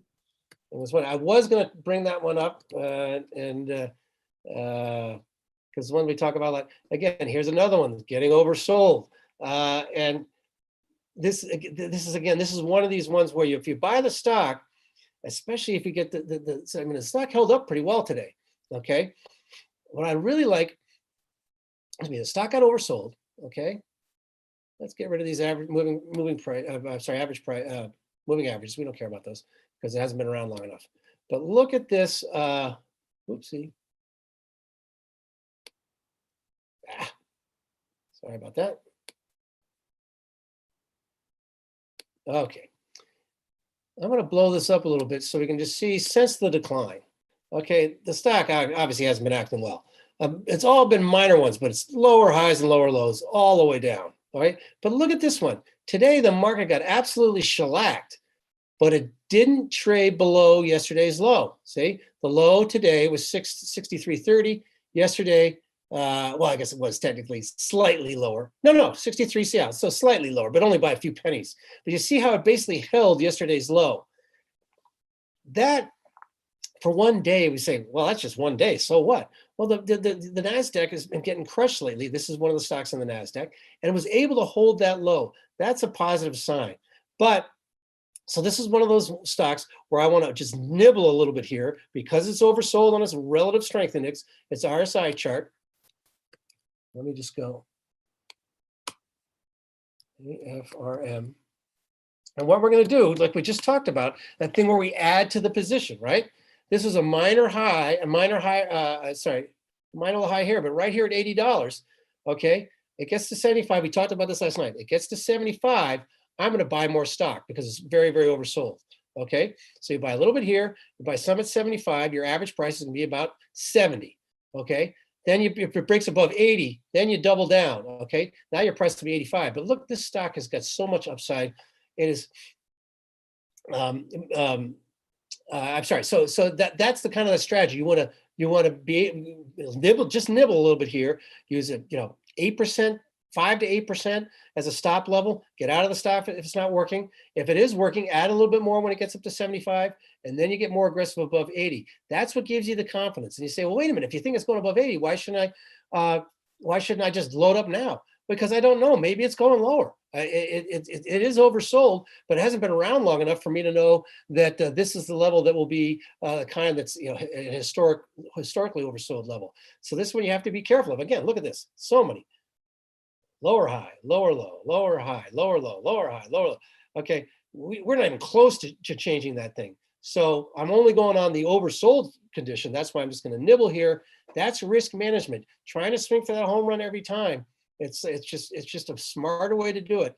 And believe me, you're going to sit there if the stock's trading at 140 and you say, geez, I wish I had bought it all at 65. But man, if you own a good chunk, your average price is 75, you're still going to be very, very happy. And you're going to have the confidence that it's going higher because you're going to have confidence here to really load up at $80 because your average price is going to be in a winning situation. You cannot lose money. That's risk management. Don't be going for those home runs every single time. It's too hard. It's just too hard. Hey, let me take it back. It's okay to go for the home run, but not in a home run in 3 days. Okay, all right, good stuff here. We always get asked about that one for some reason. Let's go here to the Zoom chat. Let's see what kind of tickers we can get here. All right, Jay Tellers 35 PayPal. Oops. Well, this one here, it's just it's interesting because it's a good company. The stock again, some of these stocks that are just getting completely washed out. When the market bottoms here, I guess if the market just goes down a little bit more and it bounces back from here, is Apple going to go back up? Yes, it's going to do very, very well. And you should buy Apple when you really feel that the bottom is in.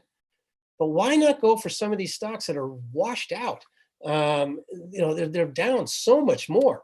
I mean, again, they got way too much froth in them, but they've already worked out a lot of that froth. You think people are holding this stock on their margins, on margin? There's no way you can own a stock on margin because if you own the stock here, it made a double top. That is really negative. Okay, so you say, well, why would I buy it if it made a double top? Well, because it's already worked off. It's down 40%. Okay, people have already gotten their margin calls on this stock. Okay, they're not going to get more margin calls. Well, I shouldn't say that. That doesn't mean people who bought it in here, can't get margin calls. But my point is, there is PayPal on its weekly RSI chart. Look how oversold it is on its weekly. It's very, very oversold. Again, this is one where you buy a little bit here at 175, you buy a little bit more at 185, 190, and you add to it at 200. then you have that confidence, and it will really run. It'll give it its first higher high. It'll break the trend line going, this multi-month trend line, and all the momentum money will come piling back into the stock. Your downside should be more limited than it is in a Microsoft. Even though Microsoft's a better company, its stock, it still has a lot of leverage wrapped in it, and it's got more downside from here. This stock's already had all its leverage wrung out of it. So this is a name. Again, I'm not going to be. I don't know this is one of you where you're going to want to buy call options, but it is one where you nibble. Again, you use that 7-8% stop out level. You're out. You just nibble. You won't. I'm down 7% on a small amount of money. Who cares? Then I'm going to buy more of it. If it gets to 175, I'll use my average price. Okay, my average price as my stop out. That'll change my stop out level. Move that up, and then it breaks to 200. Then I get more aggressive. Then my average price is somewhere in the 180s. It takes off. And again, you play that game. It's great risk management, trying to catch the absolute thing here, and then hoping it bounces back for a while. You can sleep so much better at night when you sit there and you say, "Oh my gosh, I caught the first one right, and I bought, and then I got a little bit more higher. Now I can't lose money. I can't, Again, I don't want to say there's no guarantees, because we do see gap openings to the downside every once in a while. So you could lose a little bit of money, but unless there's a real problem, at PayPal, I just don't see them.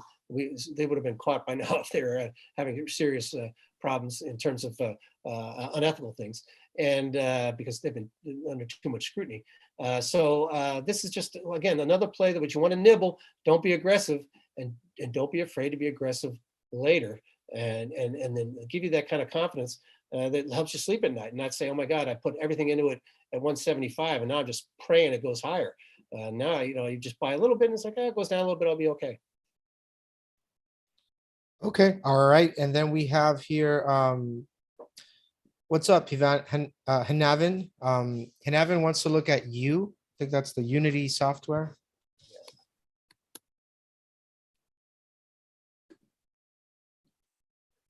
I mean, it's kind of like a broken record here. Look at the stock; it does not act well. If you asked me here, I would have said, "Why would you look at the stock?" Okay, lower high. I'm sorry, lower high. I'm sorry, yeah. So here is a high, lower.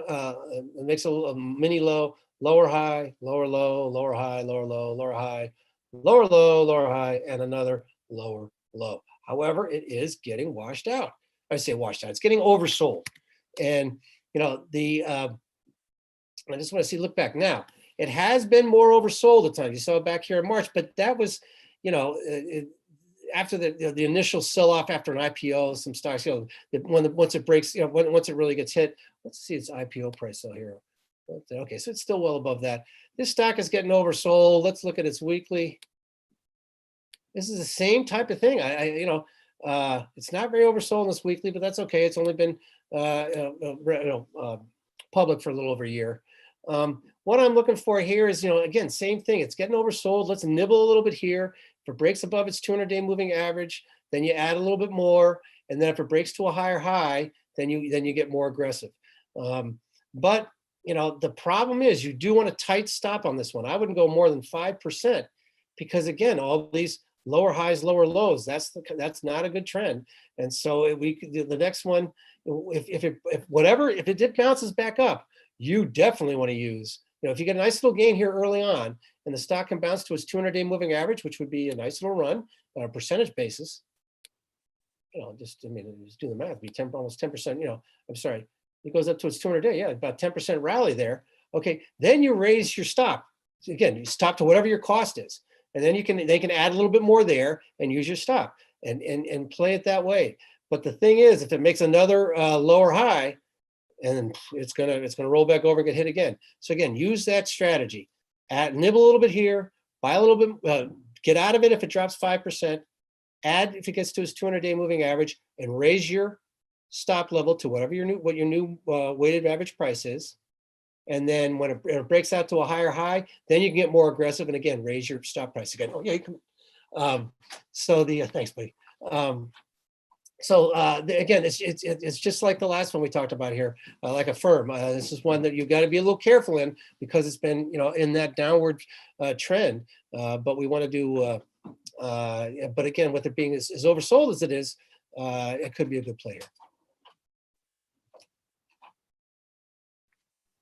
Okay, all right, and let's try to switch over here. We've had a lot of tech and growth. Someone there is asking about Gary Kissel, Mr. VIP, asking about X.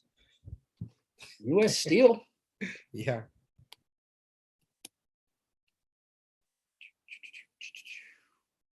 Okay, boy, that one got hit today. I didn't realize that. You know, this one, it's kind of funny because it's we're a little neutral on this. Look at 201.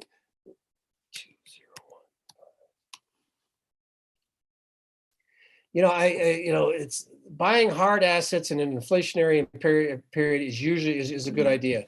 The stock had a nice run, you know, from the 2023 lows, but it's done nothing literally for 10 months. It's been kind of stuck in this sideways range. So what I'm looking at right now, and it's very important what it's going to do over the next day or two, because this goes back to this thing we were talking about. Some, you know, we talk about higher lows and higher highs and MACD charts and things, but we also have patterns like head and shoulders patterns.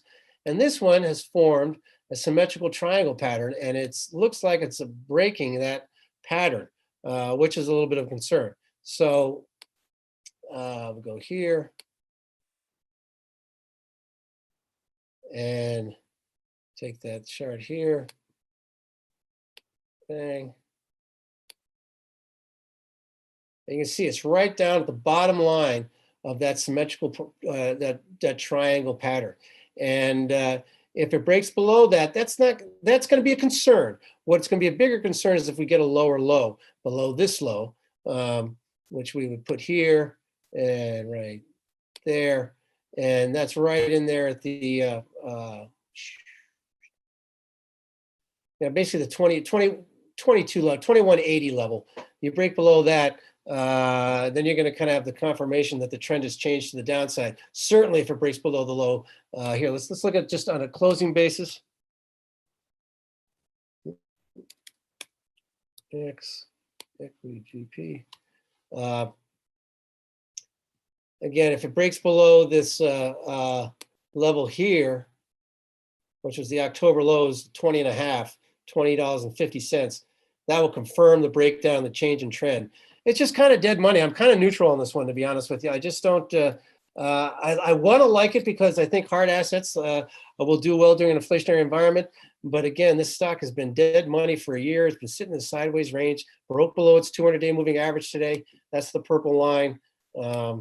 So it's just one I'm going to avoid for now. I'd rather see it get washed out and get oversold like it was in September and October than really try to play it here. And same thing with, do I want to make a negative bet? Do I want to buy some puts? You know, it's U.S. Steel is not the sexiest name in the world. It usually doesn't see big moves like it did today, and for more than a day or two. So I'm afraid this one I'm going to stay away from. However, it should, if it trades down here towards 20 and gets oversold down here at the 20.5 level, if it can, you know, it'd be easy, because then you say, okay, now I want to take advantage of this oversold condition, and I'll use that 20.5 level as my stop.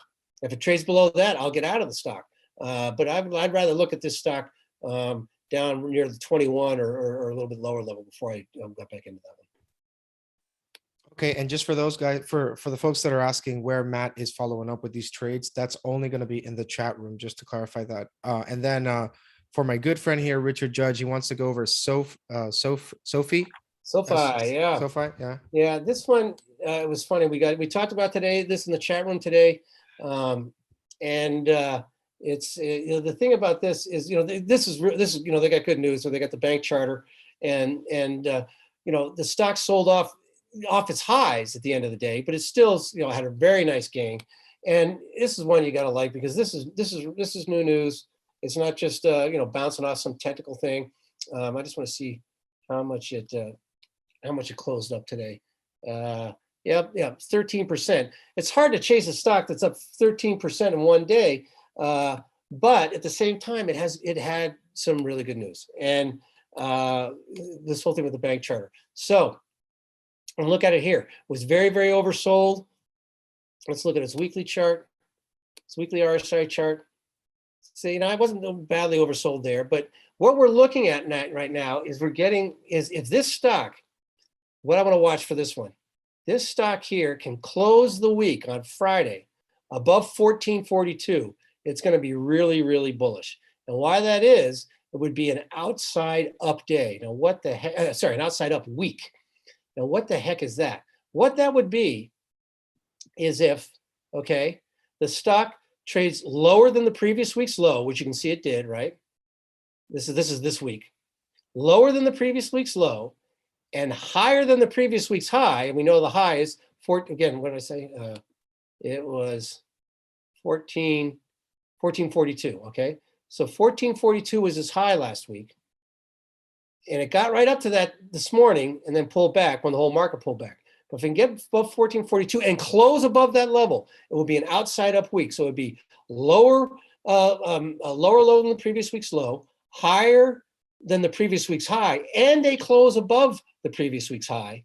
And that is a sign of that exhaustion is over, that the sellers have just said, they get me out at any price, I'm out. And then there's nobody left to sell, so the stock spikes straight up. This got new news. It's very positive news with the new bank charter. So fundamentally, that's good. A move above 1442 will also take it above its trend line going back to November. This is a stock, again, you want to use that tight stop, but if you own it here, if you nibble on it a little bit today or tomorrow, and it closes above 1442, above 1450, then you'll be very, very confident this stock can really see a nice move. And again, this is a tough market right now. What are people going to buy? They're going to buy the things that have new news out, new positive news. This is one of those stocks. So this one looks quite good right now.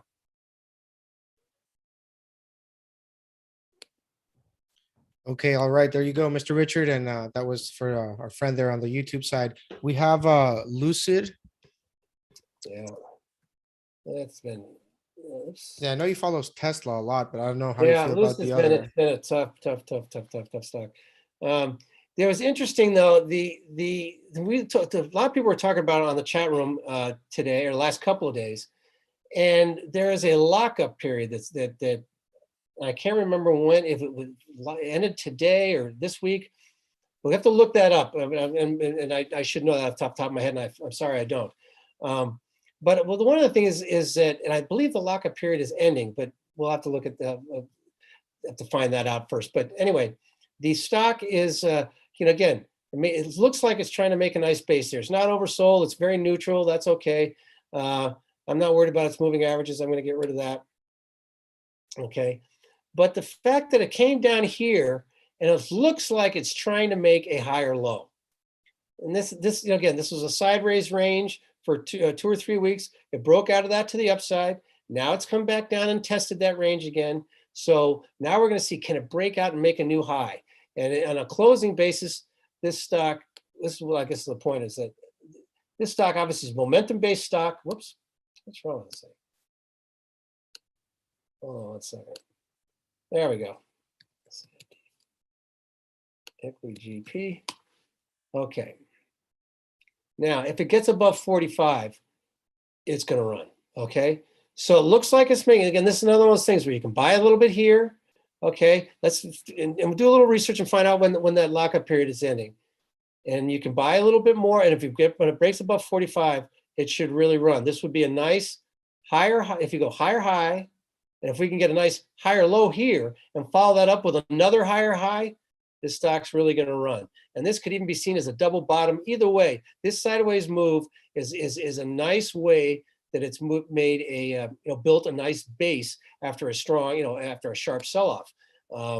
These stocks, today was kind of a weird day because Ford got hit so hard, but stock down 30%, and yet it spent 2, 3, almost 4 full weeks building a nice base. I like that. And of course, the EV market is one that I just don't see that being one that's going to go away. The problem, of course, is that the Fed's liquidity took it too high, but took some of these stocks way too high because of the excess liquidity. And we saw what happened back here. And again, where your tight stop is. You break below this level, that is a big, big problem. Okay, you break below 36.50. That is going to be a big problem. That's the bottom end of that base pattern. So that's where you have your stop at. You do not want to own this stock if it breaks below that level, 36.50. Okay, so there's your stop. Buy this. You can nibble a little bit here. Buy more aggressive above 45. And you can even, but if it breaks above 45, you can look at the call options on that one too. Maybe then you look at the 47 calls. But you have that, you have a rock solid key support level. You break below that, you want to get out of that stock. AMF, as they say. Adios, mother. You know what? Yes, someone's saying they expired tonight at midnight in the chat. Okay, perfect. So then we'll have to see the lockup. So will they come in tomorrow and dump the stock? Maybe they will. That's what you got to be a little careful of. But if it's if and when that happens, and if it can hold this level, that's going to be very, very bullish for the stock. Okay, interesting. I know a lot of people do talk about that one. Navreet here with Facebook, FB. Meta. You know, it's funny. This one is at some point this year, I really worry about. I mean, you see what's going on with the Democrats, and again, I never make political comments on who's good, who's bad, but we all know they're having a tough time. Biden is having a tough time, and more importantly, the election's coming up, and there's some people in the Democrats that are worried about getting reelected who are already, members of the Senate or the Congress or the House of Representatives. What will be a good opportunity where they might be able to get something done in a bipartisan way? And that's going after Facebook and trying to put regulations. So I worry as later in the year, as we get into the spring and summer, somebody on the Democratic side or the Republican side, but especially the Democratic side, is going to say, I want to do more hearings on Facebook or Meta, whatever they call themselves now, and we're going to put further restrictions on it. And they're actually going to follow through. I don't know that that's the case. They've been able to put it off for a while now, but you can see the stock's been kind of been dead money for a while. You can almost what I'm looking at. I'm going to look at this thing. Hold on. So we'll look at this here. Okay, what we have here on a short-term basis. This is a very interesting chart. I didn't really notice this. There's that line, and then there's. I'll make it white so they're both the same. They look nice, pretty. This line. This is what's called an ascending triangle pattern. It's going up, okay? Ascending, it's funny, rising wedges are not good. Rising triangles are, okay? Rising wedges, usually we say a rising wedge, and maybe, here's if you have a rising wedge, its nickname is a rising bearish wedge. If you have a falling wedge, it's a falling bullish wedge. Triangles, though, usually break out in the side. So an ascending triangle, if it can break above this level, it's going to be really, really bullish for the stock. Okay, it's been dead money, for several months. It's been underperforming since September. If it can break above this basically 350 level, but 347, want to be exact, that kind of double topish level, and you can see that it's. And the problem is, it's just setting this stuff up. If it breaks down here, it's going to be a little bit of an issue, but it's going to have to break below this low at 306 and give it a key lower low for it to be a real problem for the stock. But this is an ascending triangle pattern. Right now, it's testing the bottom end of that, and the way the overall market's acting, it's a little nervous. But let's go back and look at the stock, going back a little bit further. Let's see its longer term chart. And again, this is another reason to be worried about. And worried, I worry about what's going on in Washington D.C. And it doesn't necessarily have to be Democrats. Maybe it's a Republican who's on the ropes. But see, the stock is broken below. See how it broke below its trend line going back to the March 2000. That's a key low. The March pandemic lows, March 2020. Now it got below it, but then it got back above it. But then it fell back below. This time when it fell back below, when it tried to rally, it got right back to that and failed to break above it. That's not good. So if it breaks below this pattern, that the ascending triangle pattern, ascending triangles usually break to the upside, but they don't always, certainly. And it's not even most of the time. I mean, I should say, take it back. Most of the time it breaks to the upside, but it's not like the vast majority of the time. So if it breaks below this pattern, breaks much further from here, it's going to be a problem. And if it breaks below this level, again, in that 305 level, 306, that's going to be a big warning signal for this stock, and it will not be good. I just want to look though at the weekly. Let's look at some weekly charts. The RSI. Okay, bang. RSI. Okay, so you see, it's very neutral on its RSI, so I'm not overly worried there. Let's look at its MACD chart. MACD did have a negative cross, but that was a while ago, so that's not a big deal yet. But let's look at the weekly charts. See if there's anything compelling there. You know, it looks like it was trying to make a positive cross there, but let's look at its week. Let's add RSI, and then we're going to go relative strength index, add it, bang. This is the weekly RSI, and it's pretty neutral there too. So, you know, it's just not a stock I want to get overly aggressive in right here because I'm worried about the overall stock market. So what we're really looking for, though, is that the battle lines are well drawn here. 306 is a big problem. 350. What did I say on that? Let me get the closing prices on there. At least a little messy, but that level here, right here, yeah, basically that 348, 350 level. You break above that, that's going to be really, really bullish. You break much below here, you break much below 318, it's going to raise a yellow warning flag, and below 306, a major league red flag, warning flag. So green flag here. The problem is I can't make a stock do something. So I say, well, geez, that's an awfully wide range. What can it do in between? Right now, the RSI is neutral, the Bollinger Bands are neutral, the MACD is neutral. I just don't. I'd be guessing, and I don't like to guess. I'm trying to look. Risk management tells me it's one I'm going to stay away from right now, and these are the levels I'm watching to break. I'll put the green line here. That's the breakout level.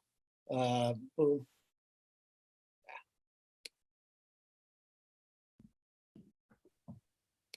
There's the breakout level, gets above 350.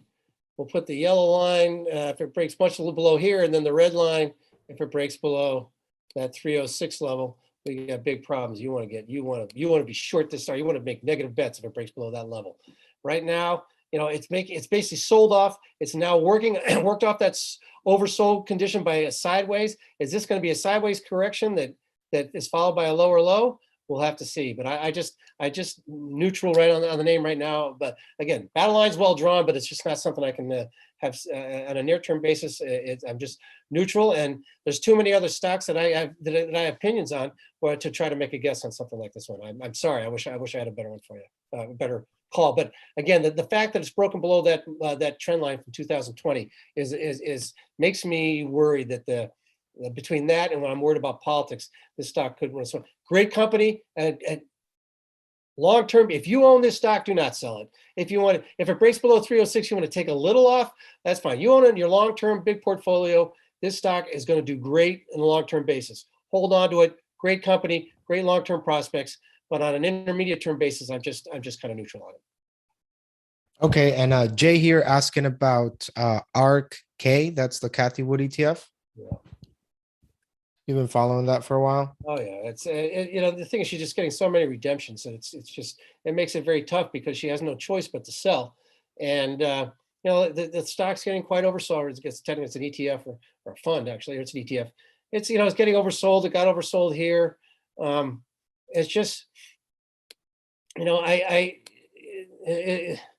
it's this. Well, look at it on its weekly basis. It looks like it's the most oversold it's ever been. This stock. This is what I look.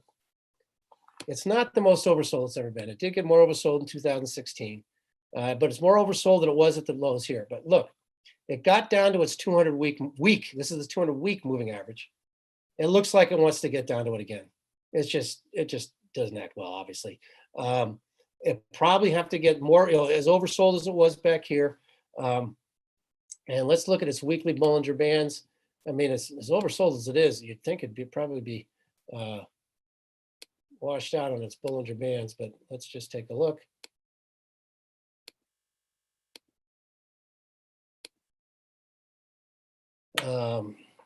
Yeah, it's getting oversold, but not extremely so. I just think it looks like it wants to try. It looks like it wants to bang. I'm gonna take the Bollinger Bands out of there. It looks like it wants to test that 200 week moving average. That's down at 71.70. So it gets down towards $72. that's going to probably be where it's really washed out, and where you really want to look at re-entering this one. But her forced selling is not margin calls, it's redemptions. And when she gets the redemptions each night, she's got to sell. It's just what it is. And she is I think, very, very talented money manager.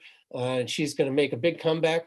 This has been a tough one for her, but I have tremendous respect for her. It's not like she's been doing this for 2 or 3 years. And she's been famous for 2 or 3 years, but she's been doing it for a long time. And I think she'll make a big comeback. But I just think near term, I'd want to wait. And I wouldn't want to short it here either, or buy puts in it, because there's that SRKK, is that what it is? What's it? ARKK, is that what we're talking about? ARK, is that it? Oh, the short one. Yeah, Okay. yeah, that's the short one. This one, people have owned this one, and this one's getting overbought. I wouldn't be, if you own this one, you've made some nice money recently, be careful. Because like I said, and when that gets down to its 200-week moving average, which is only a couple of dollars away, I think that it'll bounce strongly. And the SARK, the short ETF, will get hit hard. So be very careful. If you've got some nice profits, I'd start thinking about taking those profits. And I don't think this one's going to run a lot further near term. They'll probably have more problems as we move through the year because of this, what the Fed's doing. But be careful on a short-term basis. If you've got this and you've owned it for a couple of weeks, you've got a real nice profit in it. Think about taking those profits. I just don't think it's going to run to $50 near term. Now, this is an inverse ETF. It's not a leveraged one. So if you're really adamant that you think the ARK, the ARK Innovation Fund, is going to fall up further, go ahead and stay with it. You're not, if it trades sideways, and if it, you're not going to get it, you're not. If the ARKK, if the ARK Innovation Fund trades sideways, you're not going to get hurt by owning this. It may just trade sideways for a while and then go down again. So don't worry about that. But I just think that that 200-week moving average is going to provide some good support for us. So we'll see what happens. And a lot of these stocks, they're just getting decimated. Zoom, Tesla, etc.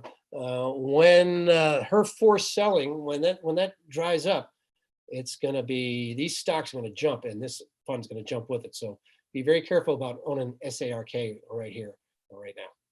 These people just short whatever Kathy Woods buys, exactly, pretty much. Exactly what they do. They short the stocks. I don't know if I'm pretty sure they may use some derivatives as well, but it's not a leveraged fund per se. So I'm not worried about the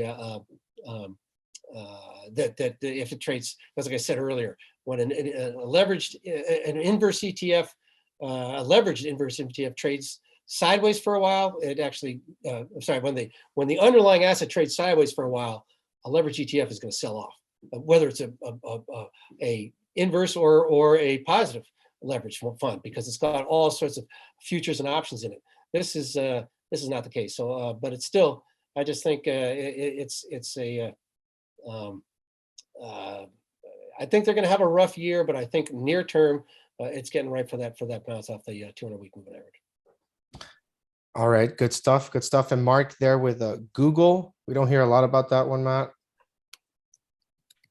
It's funny how you're right. It acted so well, up until recently, and even now. I mean, you look at it compared to some of these other stocks. I mean, right now you're going to watch. It's getting oversold, so that's good. It's getting down towards its 200-day moving average. This is such a great company. But let's look at another thing. I'm going to look at another thing right here. Hold on. I do going to have to stop pretty soon here, but we look around 8:30 here, Rodrigo. Is that okay? Another 5 minutes or so? Yeah, I mean, it's, we were scheduled for an hour. You did 2 hours over, Matt. So, I mean, it's up to you, man. It's all out of courtesy from you for the folks and the members here. But look at this one, 24 times earnings, okay? Remember when we talked about NVIDIA and how that's still expensive?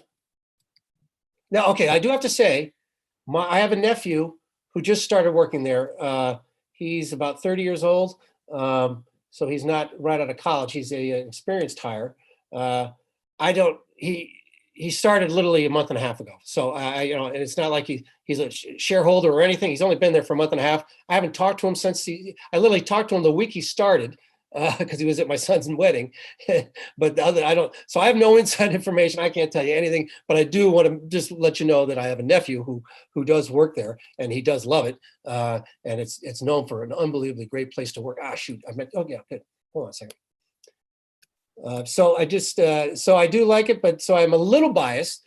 But the stock speaks for itself. Look at this. Oh shoot.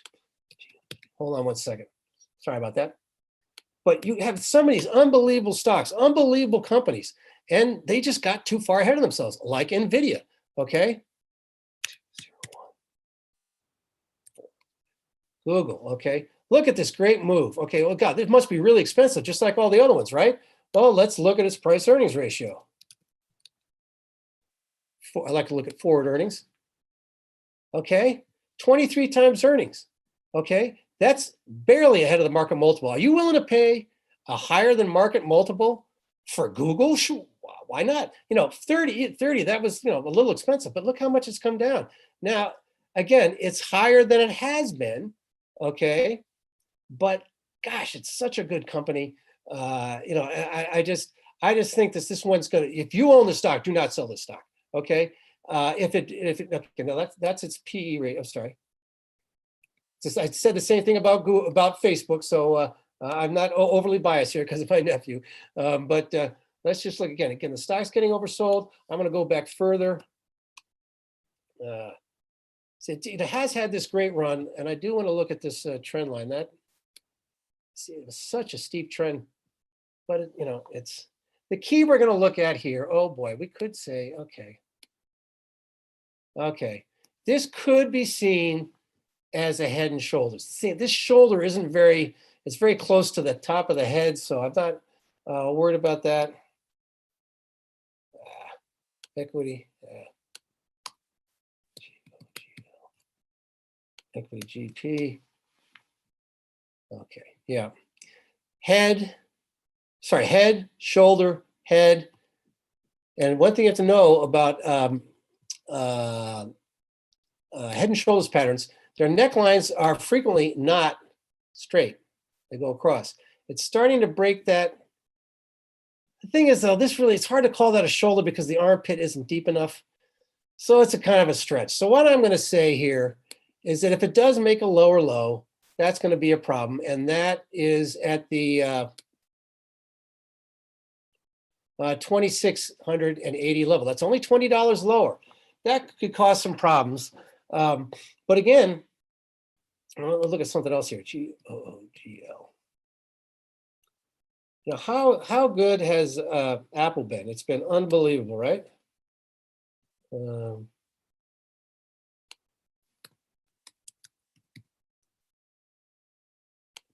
Okay, now, hopefully you guys can see that, but let's go back to 03, oops.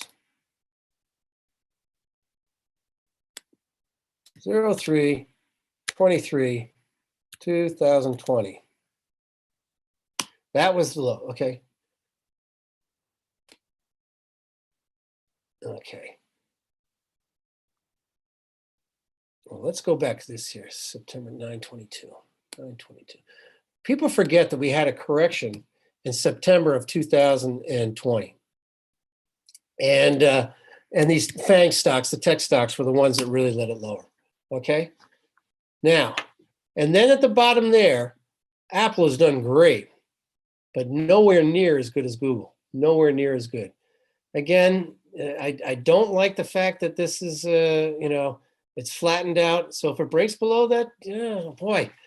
Listen, I started talking in such a bullish fashion because I love the company. I think it's a great prospects and it's not expensive.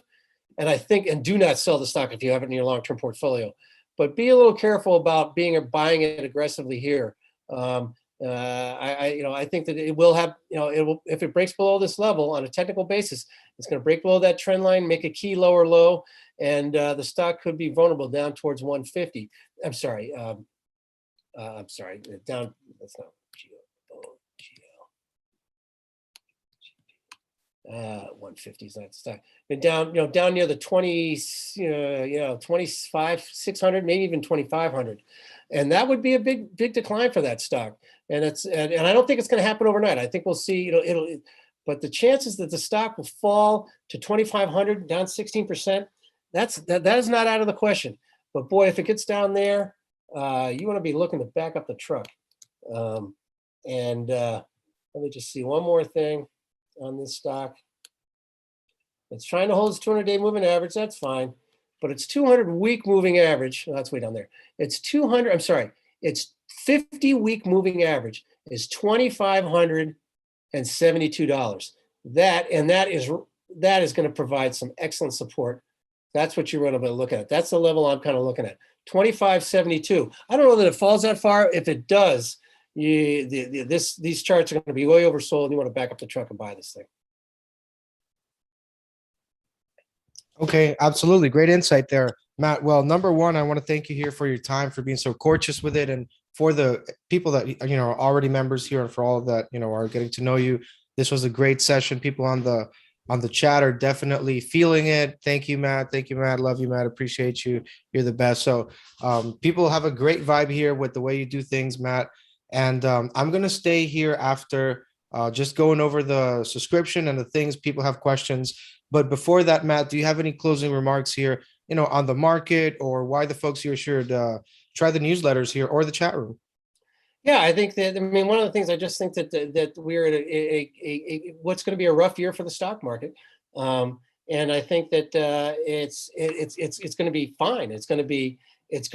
It's good that it's happening. It's good that it's going to be a rough year because we need one a little bit. We need to avoid inflation, massive inflation. So the Fed is doing the right thing. They're doing it too late, but they're doing it. And it's going to cause some pain. So let's take advantage of it. And I just think that, I think you can tell by my attitude, I'm very passionate about the markets, and I've been following for 40 years. I look at them in a very unique way.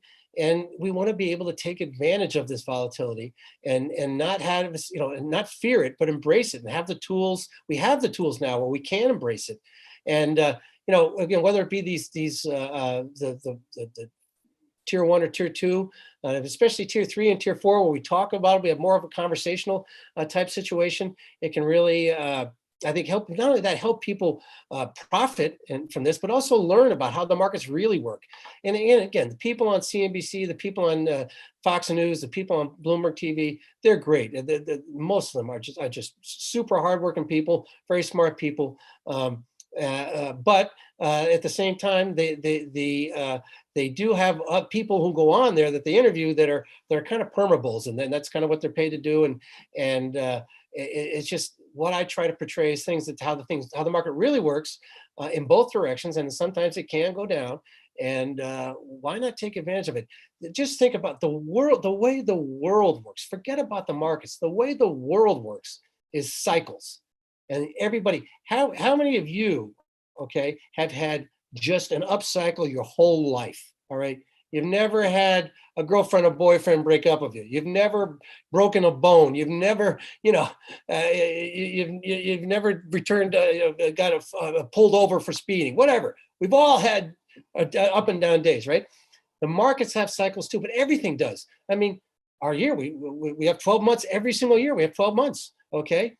We have winter, we have spring, summer, blah, blah, blah. We have trees. What happened to trees? Trees grow to the sky. They get really, really big, and all the brush underneath it dries out because the leaves all hide it. One lightning strike, boom, the whole thing burns down. That's another, but then it starts again, okay? Those are, I'm exaggerating here, but football teams. For the years, the Dallas Cowboys were the greatest team going, and then they sucked for a while. Then they're good again. Then they're University of Alabama, dominant football team. People forget that they were dominant in the 60s and 70s, and they were good in the 80s. They stunk in the 90s, and for the first part of the next, and now they're great again. Everything goes in cycles. The market is no different. And this is one of those down parts to the cycle. The one thing that people get worried about is that in their lifetime, the only two down cycles we've had were just major catastrophes, down 50%. And one of them was down three times, down 35%, and a really freak thing. That's not bear markets. I don't know if we're headed for a bear market, but normal bear markets are down 20, 25%. They're painful, they're hurtful. I don't think we'll get that much. I think it'd be more like 15 to 20%.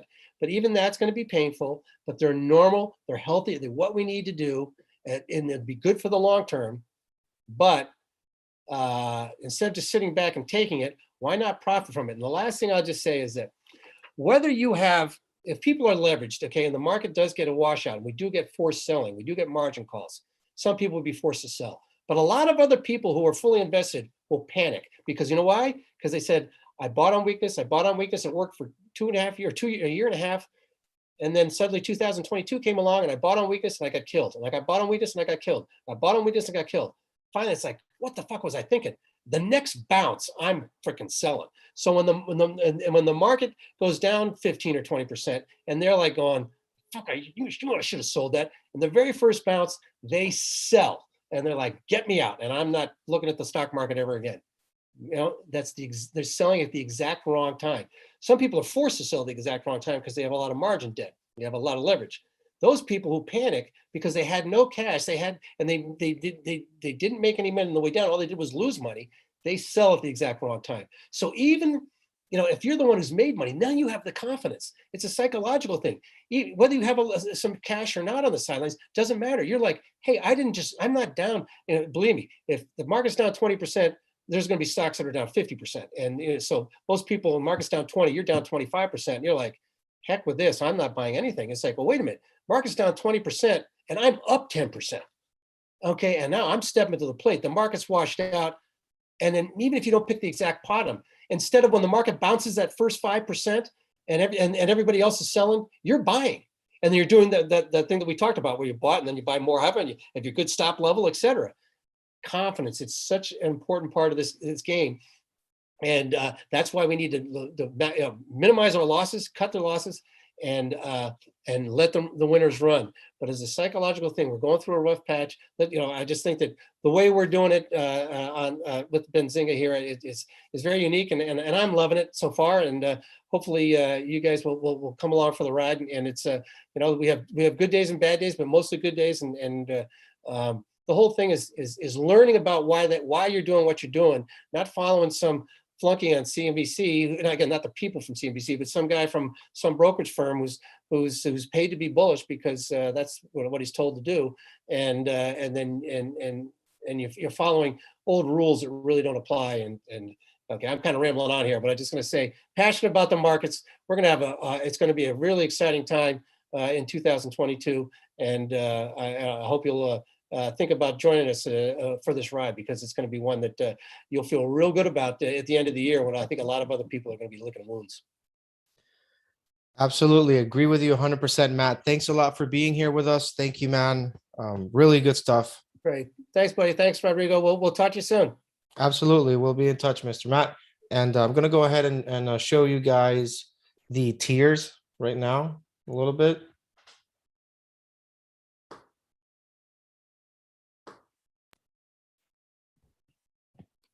Okay, guys, so let me pull up the chat here to see if you have questions. I'll go over the tiers right now, guys. So there's tier 1, tier 2, and tier 3, right? The tier 1 is the starter. That's one pick every 2 weeks. That's the one that you're looking in the checkout. That's like $7 per month, seven a month. All right. And then once you complete that, it will take you to tier 2, which is the enhanced. And that is one trade per week. So I'm showing you a trade here. Well, before we get into that, and then once you complete the tier 2, it'll take you to the tier 3, and that is the one that has the live call with Matt Maley Monday, Wednesday, Friday. It's for about 20 minutes or so. So that is the last tier. If anybody is asking about the chat room, that's a separate link. If anybody needs that, just email me. But this is one of the recent trades there, January 10th. I'm going to zoom in here. I think he mentioned this international paper IP posted at $48.58. Right now it's at $49.25. And you can see right here, his target is 3 to 6 months. So it's a short swing, you could say, right? He gives you a full analysis of the stock from his journal. He really breaks down the stock. This is what I'm reading off of this. They pay a very strong dividend yield of 3.8, so it will pay us to wait, even if the stock does not rally in a substantial way. It has plenty of upside potential, but it should act if when the broad market sees any rough patches in 2022. So He gives you a full breakdown, even of the company. So this is filtered by Matt Maley, chief market strategist, right? So when he's giving you these trades, this is one of those trades. Let's go here to the tier 3. This is how the tier 3 will look. You're gonna have you're gonna have all of these different sessions, strategy sessions. You see January 14th, and you have commentaries, right? So Matt will write articles just for you guys, and you will get them here. You'll get them by email as well. So let's see, we pop into this session. This was on January 19th, right? Today is Wednesday. So this is the call from Matt. Let's see if we can hear a little bit. It looks like it's bottoming here as well, and the stock market rally here, because I think this 100-day moving average on the S&P 500 is such a key level, which it looks like it's going to hold. Again, I'll go over everything in a second, but I just that's generally here. I'm just going to talk a little bit about crude oil. That position, and I think the market. Okay, so I mean, you understand how it works pretty much, right? So this is Matt Maley live call. You can attend the call live, and if you cannot attend to the live call, then you can simply come up here to the portal and you can access it. You can access it right there anytime later. And for the folks that are asking about the chat room, this is it. Let me show it to you guys. Oh, there's a couple of trades that he made.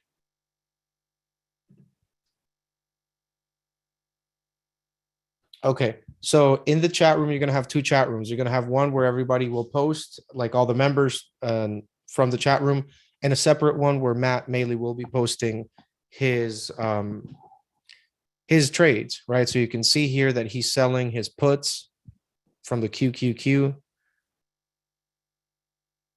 buying the calls yesterday for that pop in the morning, selling the next day. So Matt trades in and out. He trades out of volatility. The chat room is a lot more active.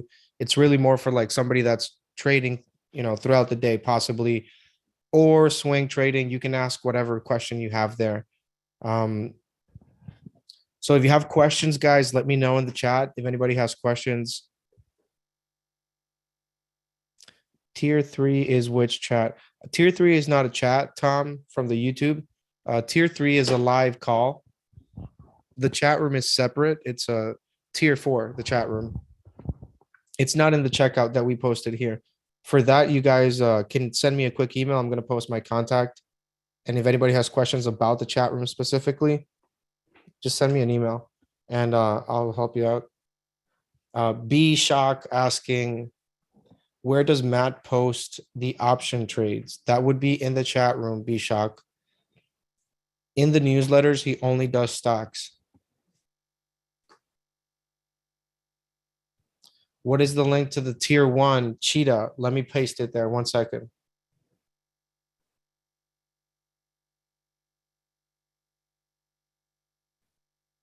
Yeah, but I would really take this, guys. I mean, even if it's just the starter, it's $7. Like that's like your lunch or less.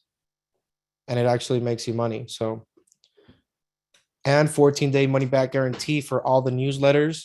The chat room is 7, but the newsletters are 14. So, and then the enhanced is $14 a month, and the elite is like, I think, $49 a month. Even if you just take the first 2 at least, it's like $20 from trades from a chief market strategist, Matt Maley. So definitely, I mean, it's more affordable than your Netflix subscription, more affordable than, your latte coffee.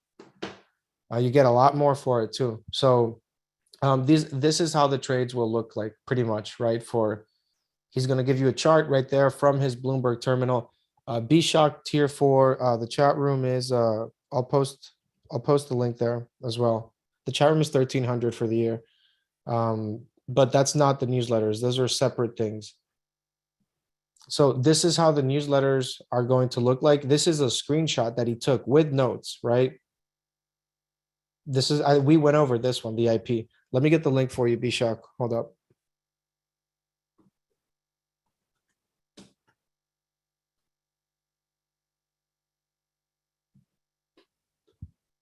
All right, if anybody wants the chat room, that's the link.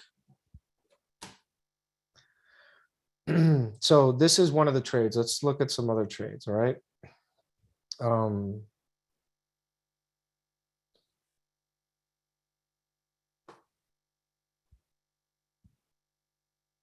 FAS, all right. Let's look at FAS. I think we talked about FAS.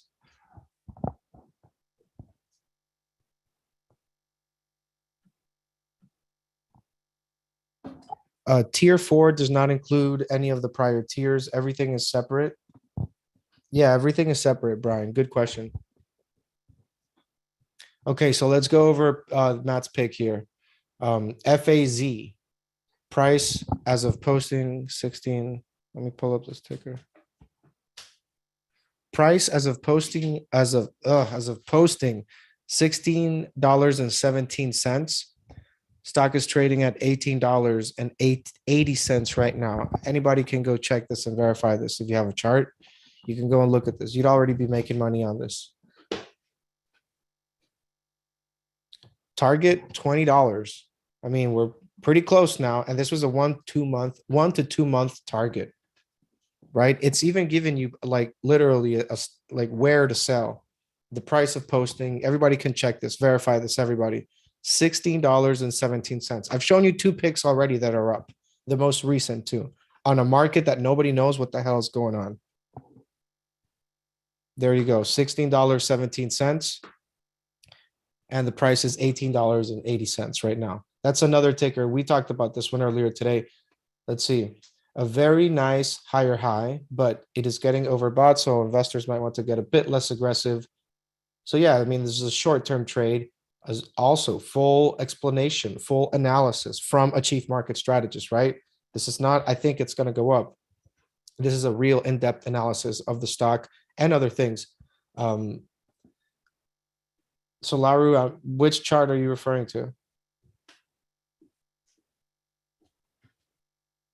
Let me know. All right, guys, if you have any other questions, the contact is in the description in the YouTube chat. I'm sorry, the YouTube description. I'm going to leave the links here one more time, and I'll leave the stream here running for you guys. If you have no more questions. Tom asking, is this with stop loss too? Yes, we have generally Matt lets everybody know his typical stop loss for trades. It's usually around 7-8%. On these trades, right? On these trades.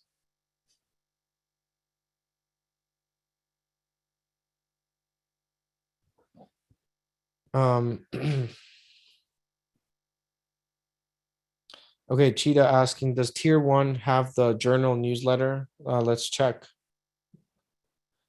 And if you see this thing on the right side, that is where you register for text message alerts for free. It costs us money, but it doesn't cost you anything. We're just giving it out to you. So if you do want to get that, it's free. If you don't see that bar thing on the right, you can just go to the top where it says account. You click on support.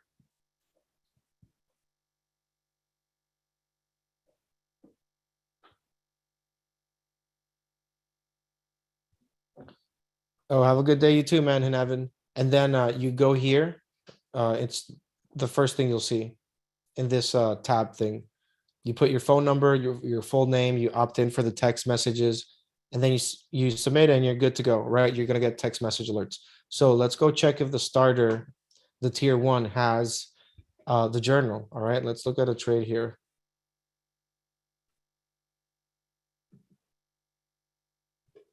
All right, this one is from January 3rd. Okay, let me just check something. I'm just gonna do this randomly. Dow, okay. Price as of posting 57.24. Price right now 59.65. Went all the way up to 61. It's a pretty good trade. So Matt's trades are in the green already. You can confirm this yourself, ladies and gents, right there. 57.24 price of posting and ticker symbol DOW. Let's see if it has the journal. Oh yeah, it does. It has the full analysis as well, right there. and it has the journal from his own journal. Okay, this stock is cheap at just 6.39 times forward earnings. The stock provides a very strong dividend yield of almost 5%. We want some more defensive names now that the Fed is moving towards a more aggressive tapering back on the QE program. I mean, this is a very good explanation. This is what I like. A well thought out explanation from somebody that knows what they're talking about. And it's pretty simple right here. Price as of posting and the target price, right? Keep in mind, 7-8% is really where you want your stop loss to be.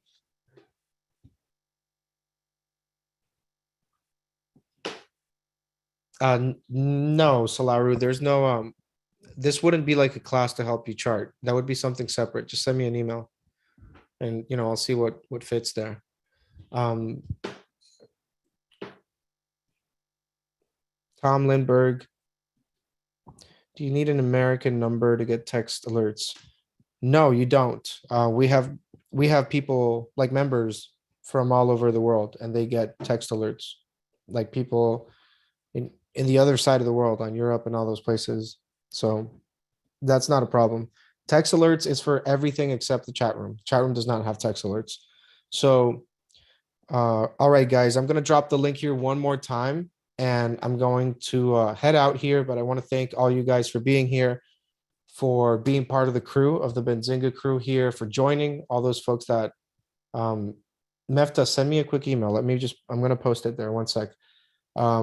So thanks for joining here, guys. Appreciate you. Thanks for being here, part of the community, educating yourselves, helping each other. That's great. I always love to see that. So with that in mind, guys, go ahead and join 14-day money back guarantee with the newsletters for Matt Maley, $7 for the starter. Yes, one pick every 2 weeks. The enhanced is like 14. That's one pick a week.